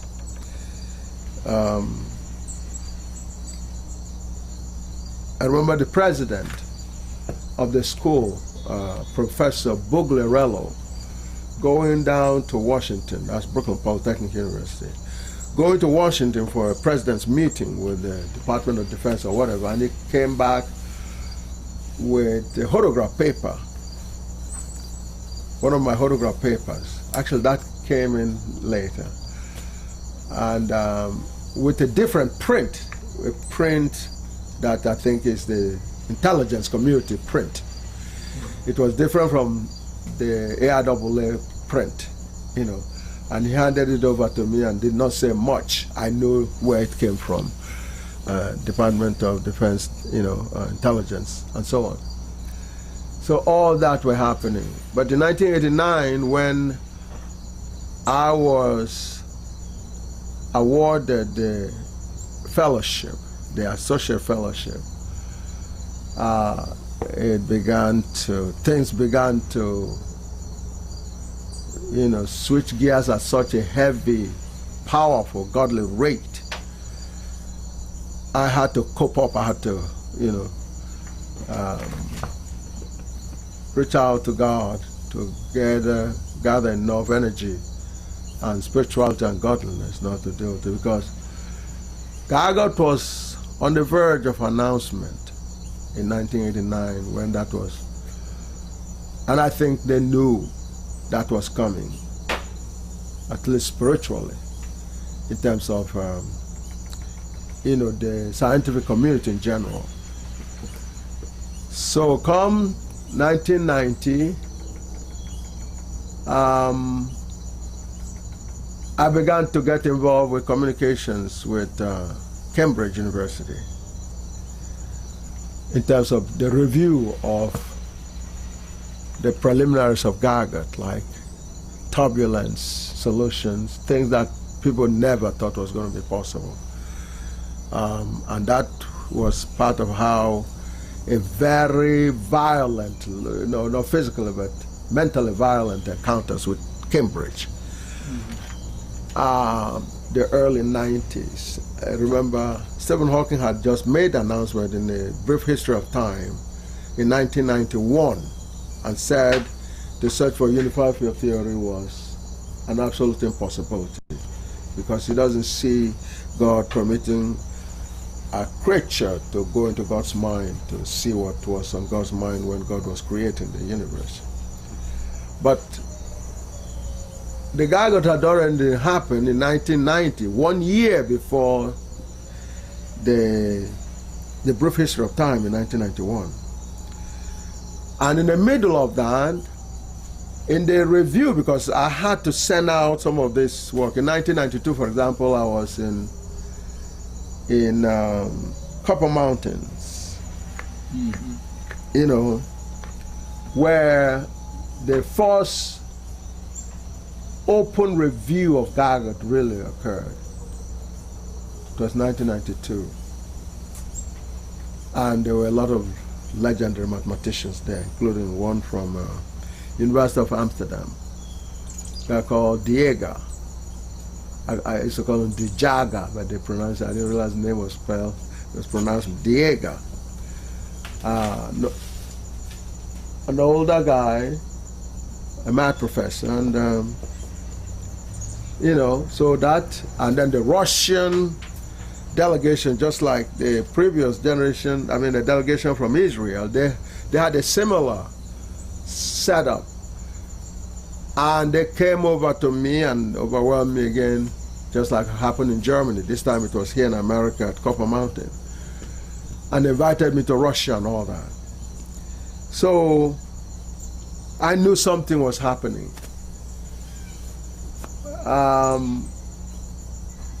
Eventually, in 1994, a conference was planned. We were planning, and one of my helpers was my brother, the medical doctor, Dr. Musa, and he was supposed to be helping me coordinate people from Nigeria. I wanted to invite one of my teachers, really, from Rensselaer, a black man. I had mentioned him before, Professor John Amazigo.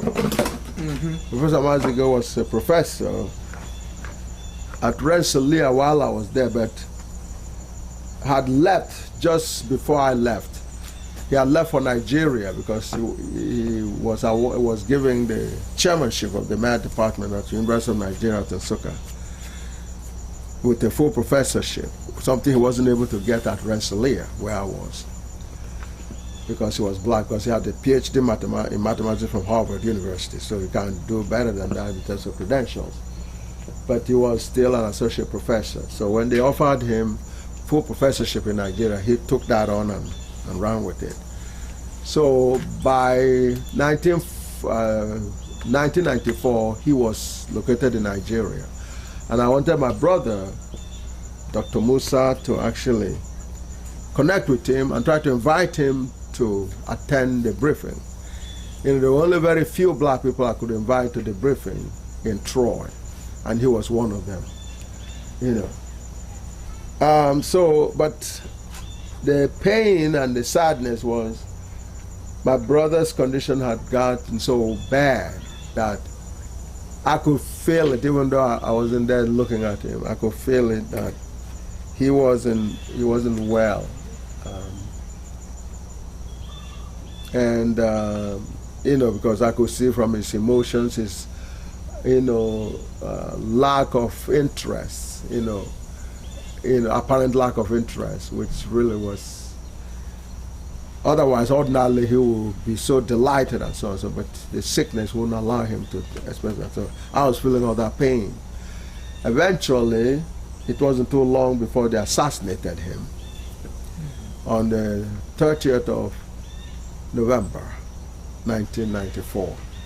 We were in the middle of planning the conference, which I was dedicating to one of my teachers, Professor George Handelman, the guy who was credited to have introduced applied mathematics to America from Brown University.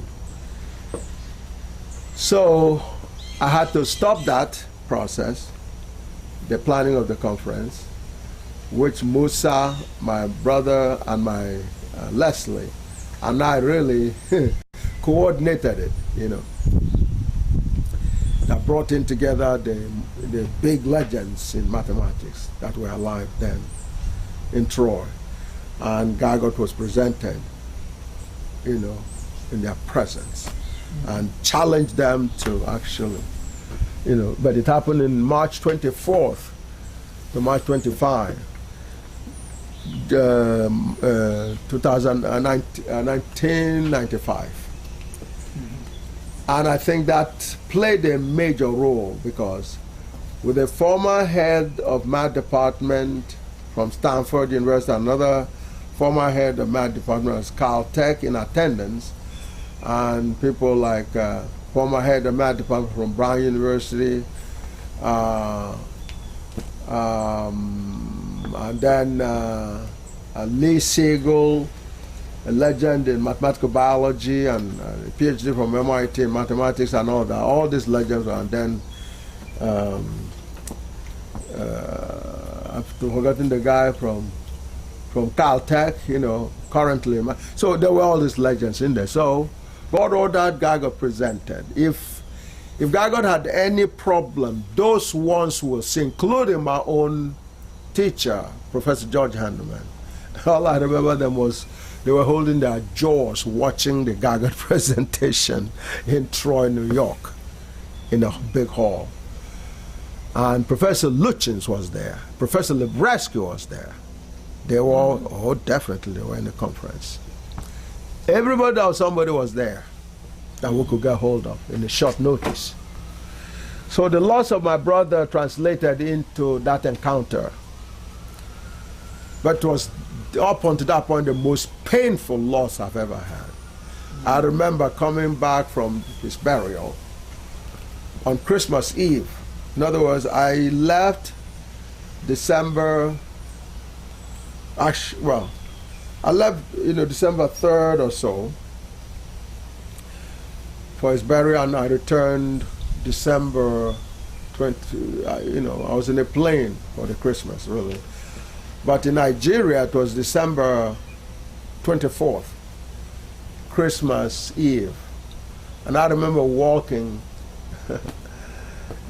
I remember walking into the airport, and people were in, you know, in party mode and everything else. And I had my brother drive, my younger brother, but older than my one that had just transformed, drive his car.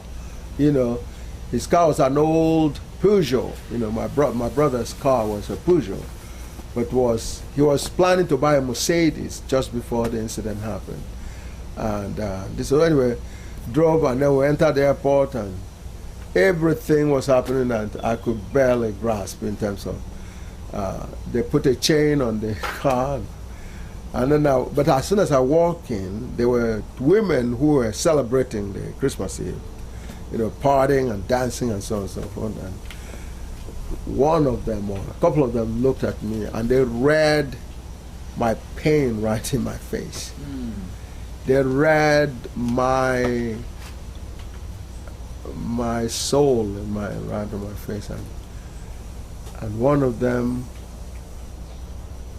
not only was taken by that, but almost to the point of being angry at me by what she saw and read in my face.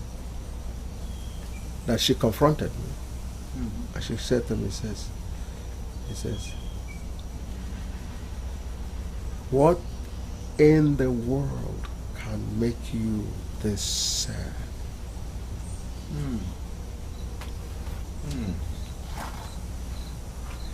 She said, you see everybody partying, and how could you be so deeply sad? What in the world can possibly make a human being sad like you are?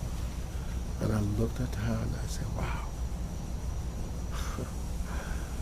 I had no idea she could read me that much. They gave me a form to fill out, and you understand me, I began filling the form out, and I realized I'd made a mistake, and I squeezed up the thing and put it in my pocket. Okay, ah man, and so anyway, after she said this to me, I kind of took notice and said, wow.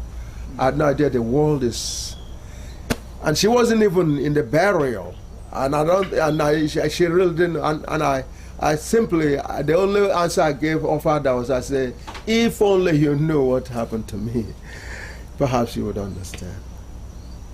And I left it like that.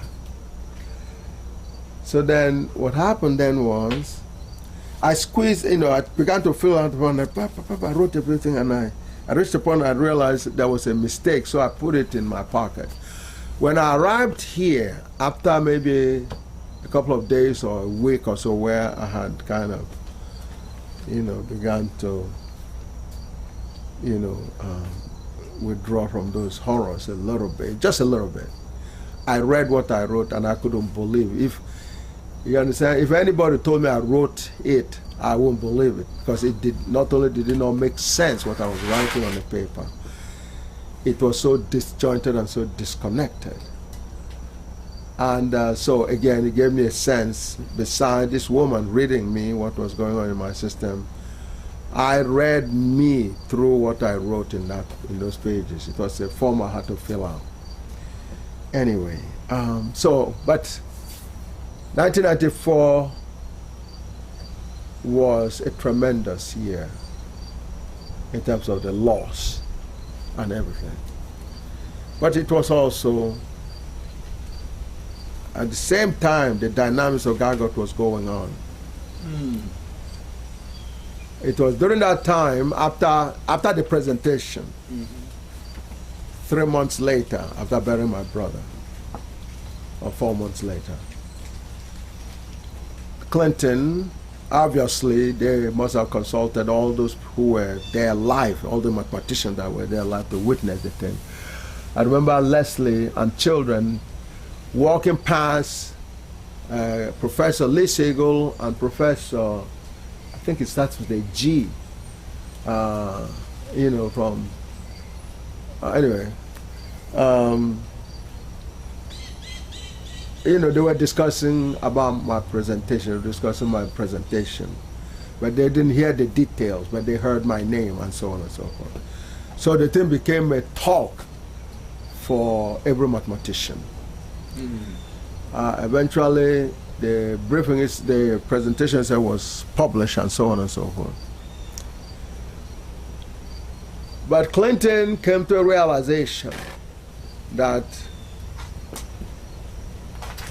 the implication of Gaga was a revelation of the understanding, total understanding of the totality of the reality, automatically was God endowing me with the ultimate understanding, as in ultimate intelligence that cannot be surpassed. And that the people who did immediate evaluation are the people who attended this briefing.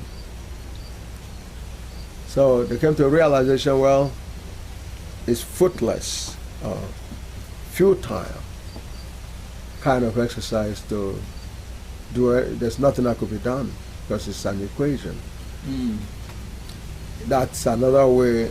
An exact equation is a God order, like 2 + 1 is equal to 3 is a God order. You can't touch that. You can't. That's how God came out. Now, we were talking about reviews, and I wanted you to go over the reviews, because people have said that those reviews are not really reviews. Those are just automatic reviews, something to that effect, that they are automatic writings done by a committee, which means that they read them, but it's not a review. Yeah. Well, you had given me a package earlier, and I think somebody must have taken it, but I would have shown you some of the names of the reviewers. You could focus, you could put them in later probably. Yeah, there was Yom Karo. There was, quite a few of them, all of them legends. There was,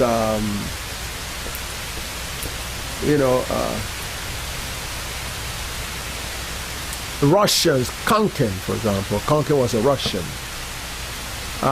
who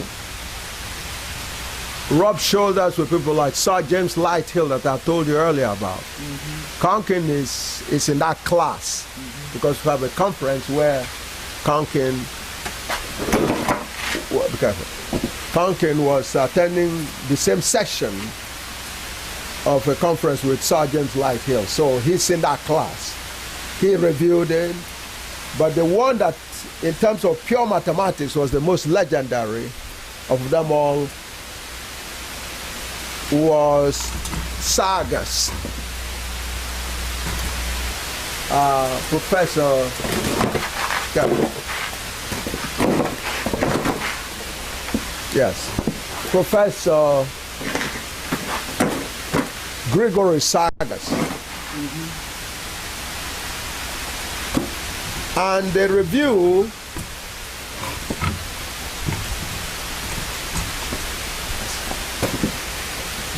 was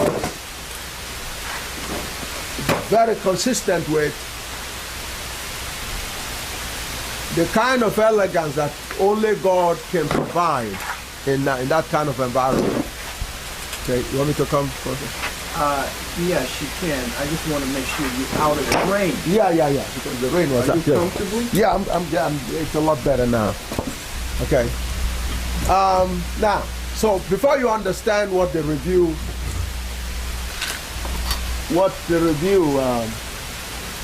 represents, you have to understand who the reviewers are. That's absolutely correct. That, as a matter of fact, that single-handedly tells you whether the nature of the review.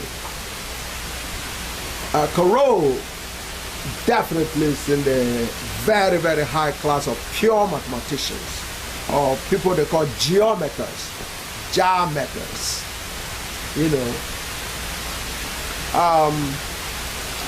and Conkin might be called applied in the sense that he has turbulence and aeronautics leanings. But the one in terms of pure mathematics that is in a class in pure mathematics by himself is Gregory Sargas. That underscores the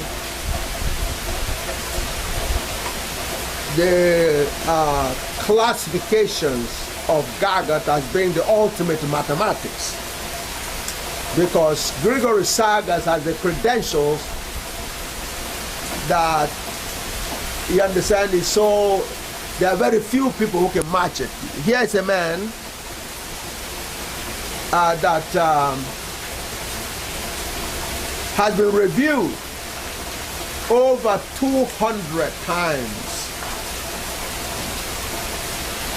by the American Mathematical Society. In other words, he has contributed research work in his lifetime that were considered significant enough to be reviewed by the American Mathematical Society for over 200 times. That's Gregory Sargas. And he's a geometer. As a matter of fact, he was the president of the Balkan Association of Geometers. Balkan, the Greeks and the countries in that general area, Serbia and all that. Which is a very prestigious position. But when you look up the American Mathematical Society reviews called MRs, Mathematical Reviews, they're supposed to review math work that is significant enough to get attention of the top mathematicians. That's what is reviewed generally. Now, in his case, he has had over 200 of that kind of work. The only other person, who is much older than him with that kind of, that I know, was Albert Einstein. Okay, and so, I mean, Albert Einstein is old enough to have him as a grandson, maybe, okay? You know, anyway, now he was the one that was selected to review Gaga. That says it all. Later on, the guy who sat in Newton chair in Cambridge, the other Newton chair, meaning the master of Trinity College, Professor Sir Professor Tia, once he found out Gaga was reviewed by Sagas, whom he knew to be a legend in mathematics,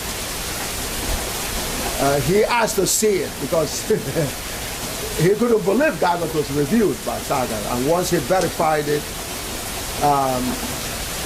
he was amazed. So now, all you need to know in terms of the integrity of the review of Gaga, integrity and the review of Gaga, is that Sagas reviewed Gaga. That's all that you need to know.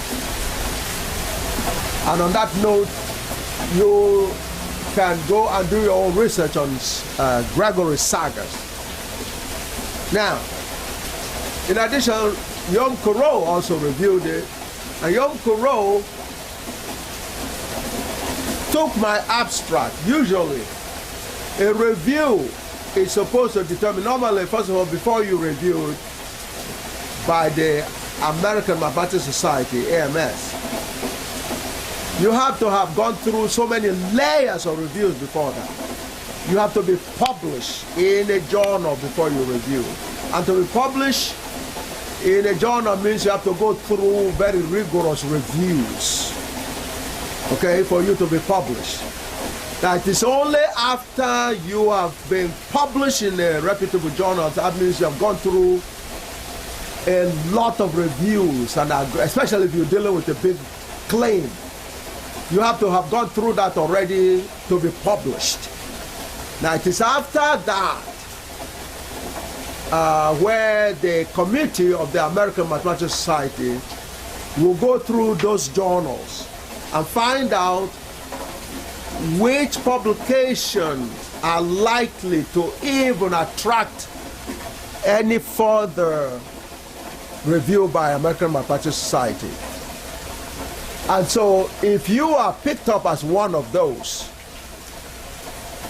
it is after that you will then be looked at and reviewed again after the formal reviews to be published. You will now go through a review by the committee. And the committees, although they're not all experts in any particular field, they have a fundamental basic understanding of things. And if your contribution is either understood well enough, okay, or they happen to have an expert on the committee in your field, okay, that expert within the committee would certify your review, and they will summarize how they feel about the review. Do you understand? Mm-hmm. Now, if they do not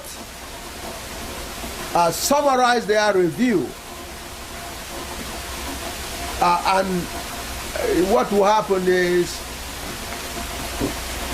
if your claim is not outlandish, okay, and they're convinced what you wrote in your abstract is okay, do you understand? Mm-hmm. But on the basis that, yes, what you said you did is not a large claim, but you are correct in your claim, okay? Mm-hmm. And there is nothing they could add to your abstract. If they agree totally with your abstract, they will send out your abstract. That is the greatest honor you can ever get. In other words, that what you claim in your abstract is accepted whole scale, wholesome. In other words, totally. That's the best you could ask for. Because most people usually will go beyond, they will exaggerate. If you exaggerate, the job of a reviewer will be to take out your exaggeration and then concentrate on the part they can verify was true. Do you understand? Yes. So they isolate the part they believe is true out of your exaggerated version and put it out as their review. Do you understand? Mm-hmm. So therefore, if they take your total abstract and paste it as their position, do you understand? Mm-hmm. Then that's the greatest review you can ever get. Mm-hmm. Now, but then the next thing will be, it means they have certified that you've told the truth about what you did. Do you understand? Mm-hmm. Now, by and large, such reviews are reviews that are, not very substantial claims. Do you understand? They're not big claims. So they will say, okay, you said you take the current status of things and you push it by a few inches. And that's what you said in your abstract. We agree that's what you did. That will be the nature of that review. Now, if you had exaggerated or, put any word, so they will extract what they believe is the essence of what you've done and put it out. That will be another kind of review. Do you understand? Now, so therefore, in my case, it went past the committee. They actually delegated Yom Karo, which is a top expert in the field of differential geometry. What was he reviewing? He was reviewing Gagot as a topic in differential geometry. Mm-hmm. And he looked at all that the claim, which was embodied in my abstract. You saw it. You saw it, so that's what you were showing me earlier. He took that abstract and left it verbatim, but signed off his name on it. That means not only did he agree, see what was done was perfectly correct, but the statement of what was done, he also totally agreed with it. He didn't alter any word in the abstract. Do you understand? Mm-hmm. And as I said before, that's the ultimate review you can expect from a reviewer. Now,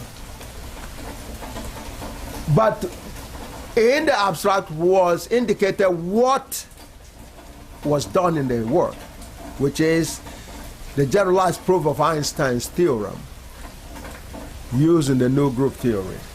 Okay?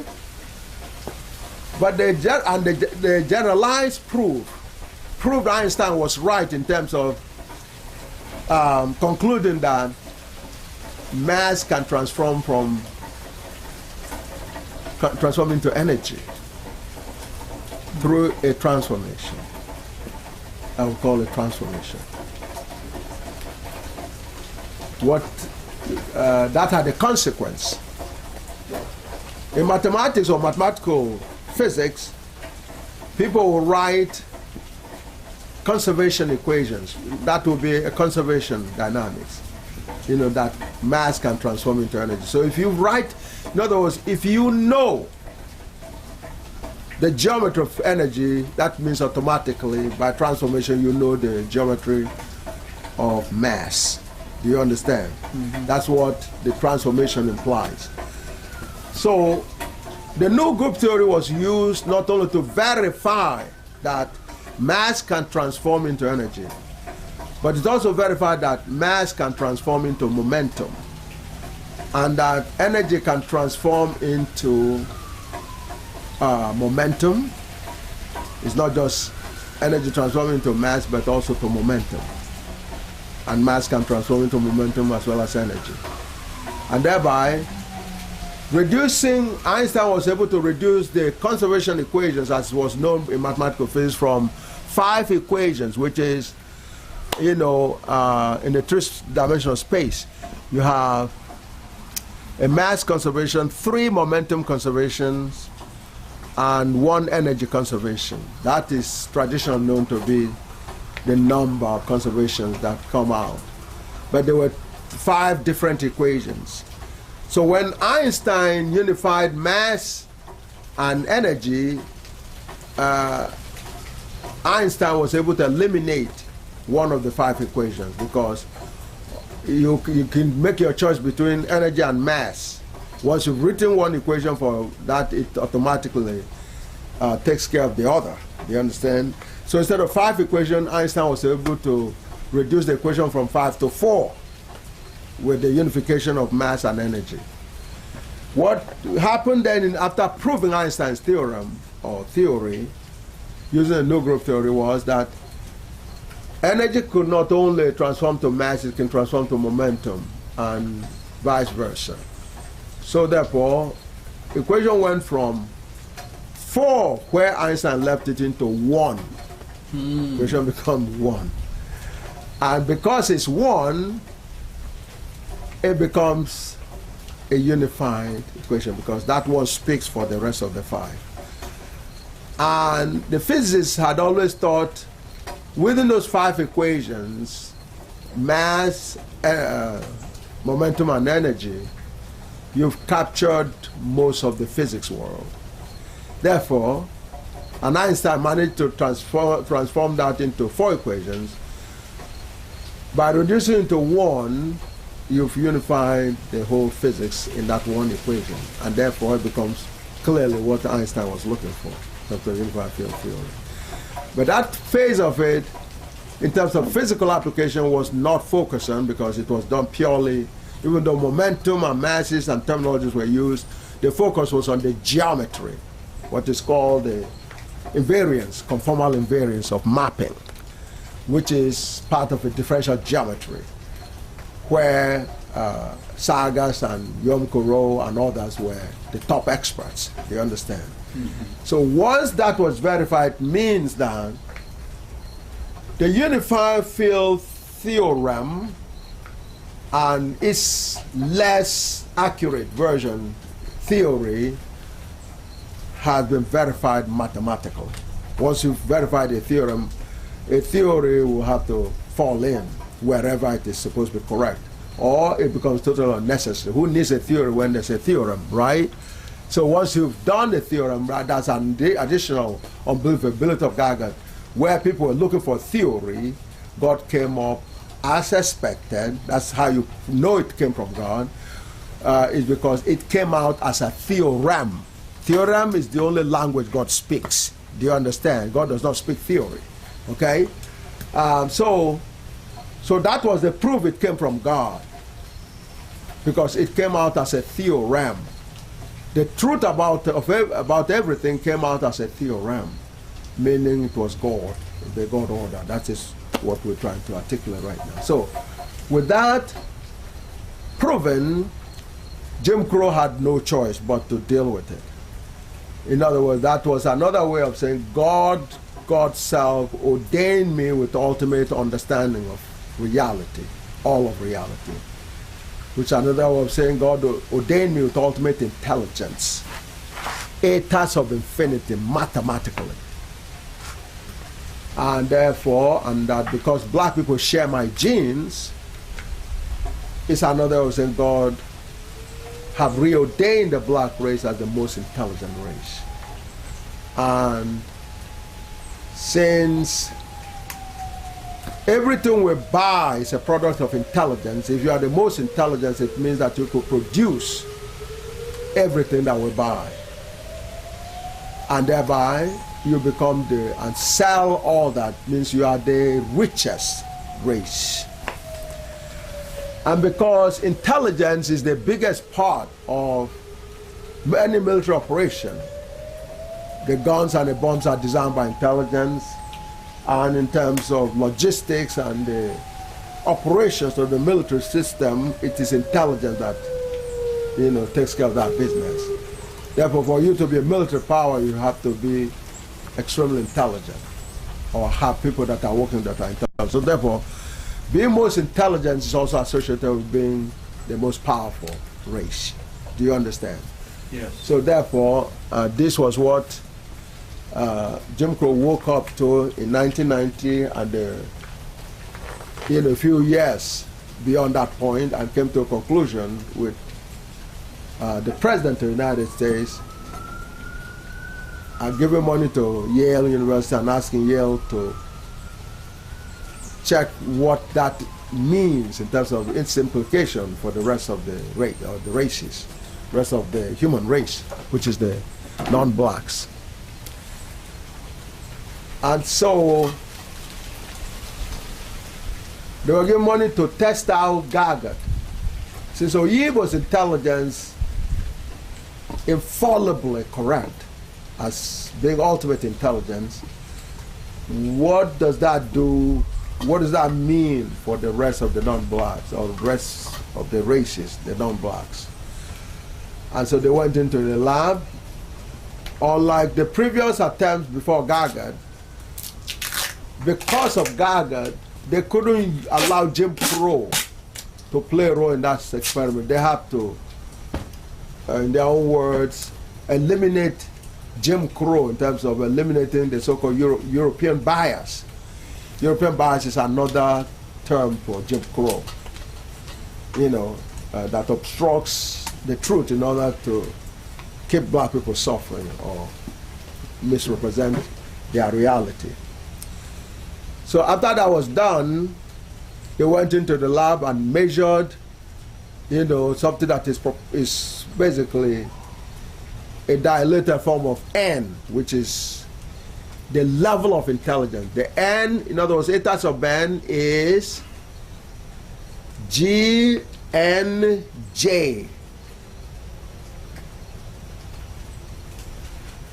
X to XJ to power N to plus 1. That is the formula for intelligence. That's the exact formula for intelligence. And my N is the level of intelligence. My N is infinity. So therefore, that's what makes it ultimate. So any mathematician can see that. Maybe not any mathematician. Brilliant mathematicians can understand that. Because that's a mapping. That's what intelligence is. Your eyes map a picture. Your camera maps a picture to be snapped.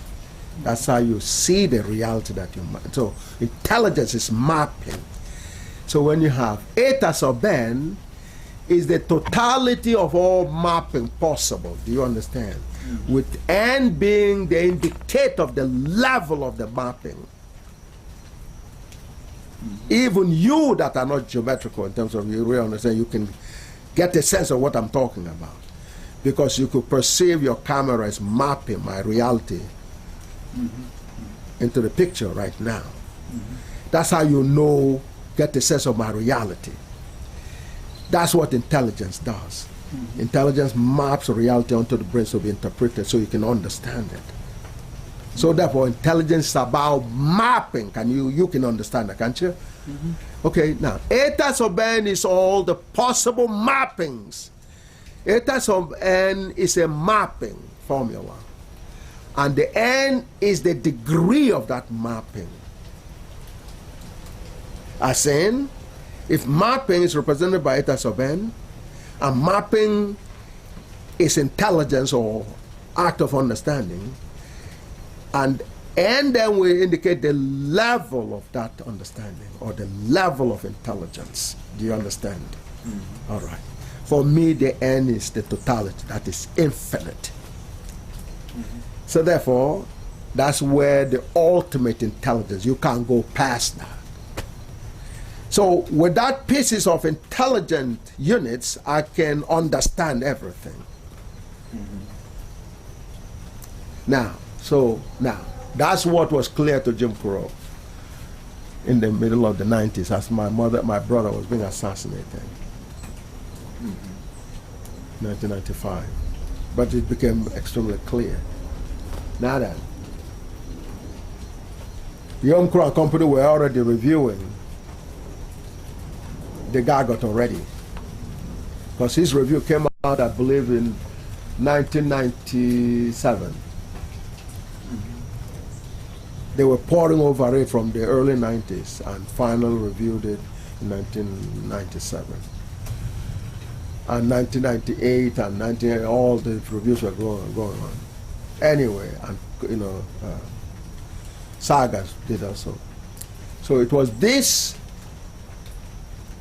infallible nature of the God order, ordaining a black man with ultimate intelligence, and, you know, ethos of infinity, and because the rest of the black people, his race, shared his genes immediately with him.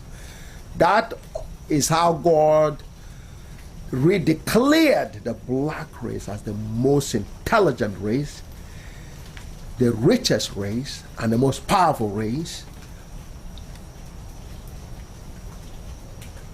and as therefore as the chosen race. So it is that order that became clear, the God order, that knocked out the whole idea of New World Order and all the other BS. It became the final order, the first, the only, and the final order. So now they went into the labs to test out N. They didn't know the formula of intelligence before Gaga. So they were using the DNAs and all that, trying to correlate a few things.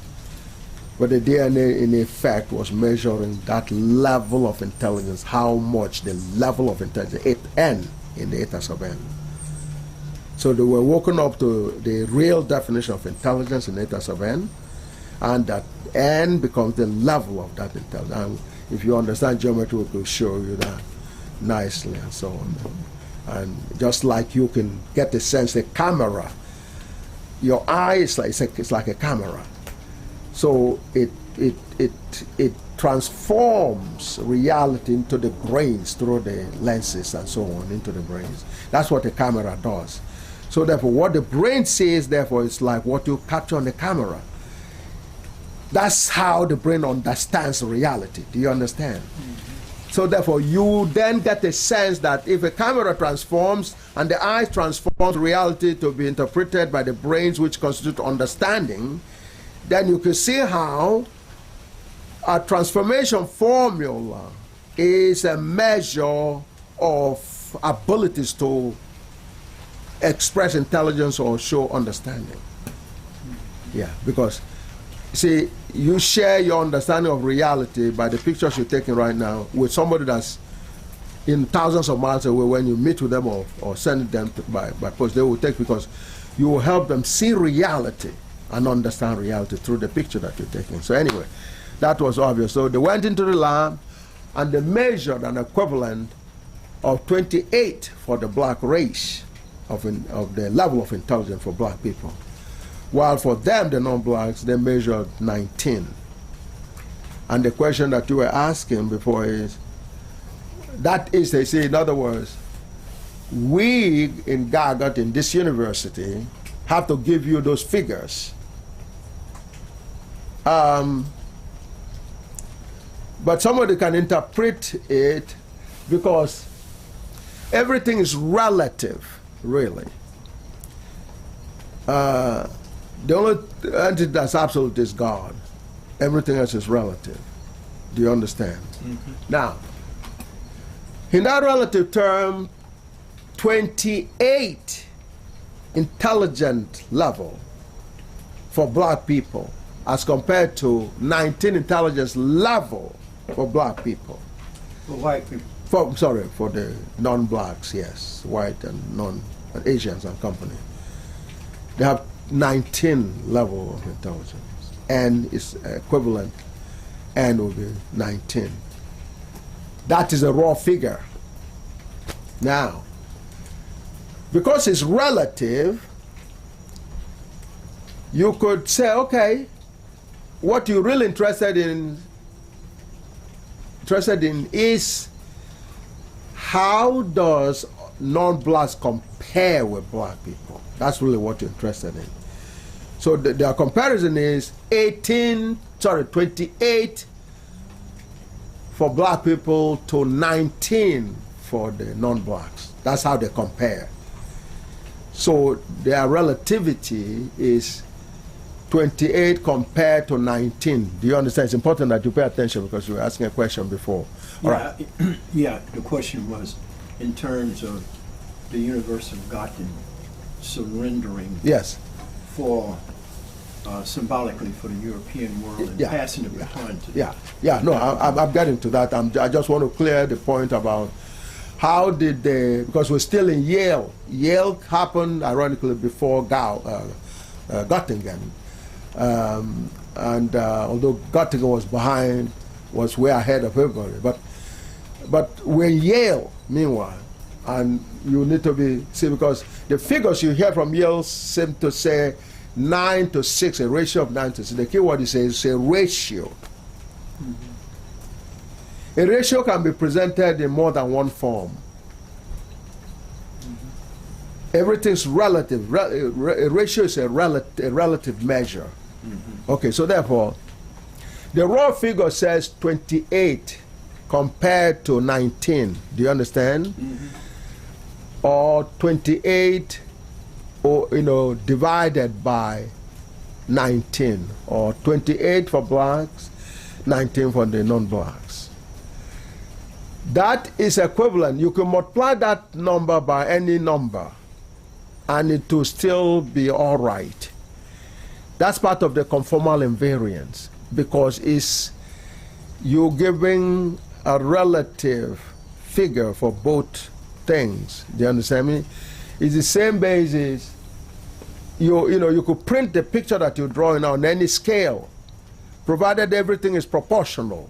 Do you understand? Right. You could print it on 8.5 by 11, or you could print it on smaller figures, 5 by 2, for example. You could do that, or on another side, 100 by 100. If you could spread that kind of way, you could do that.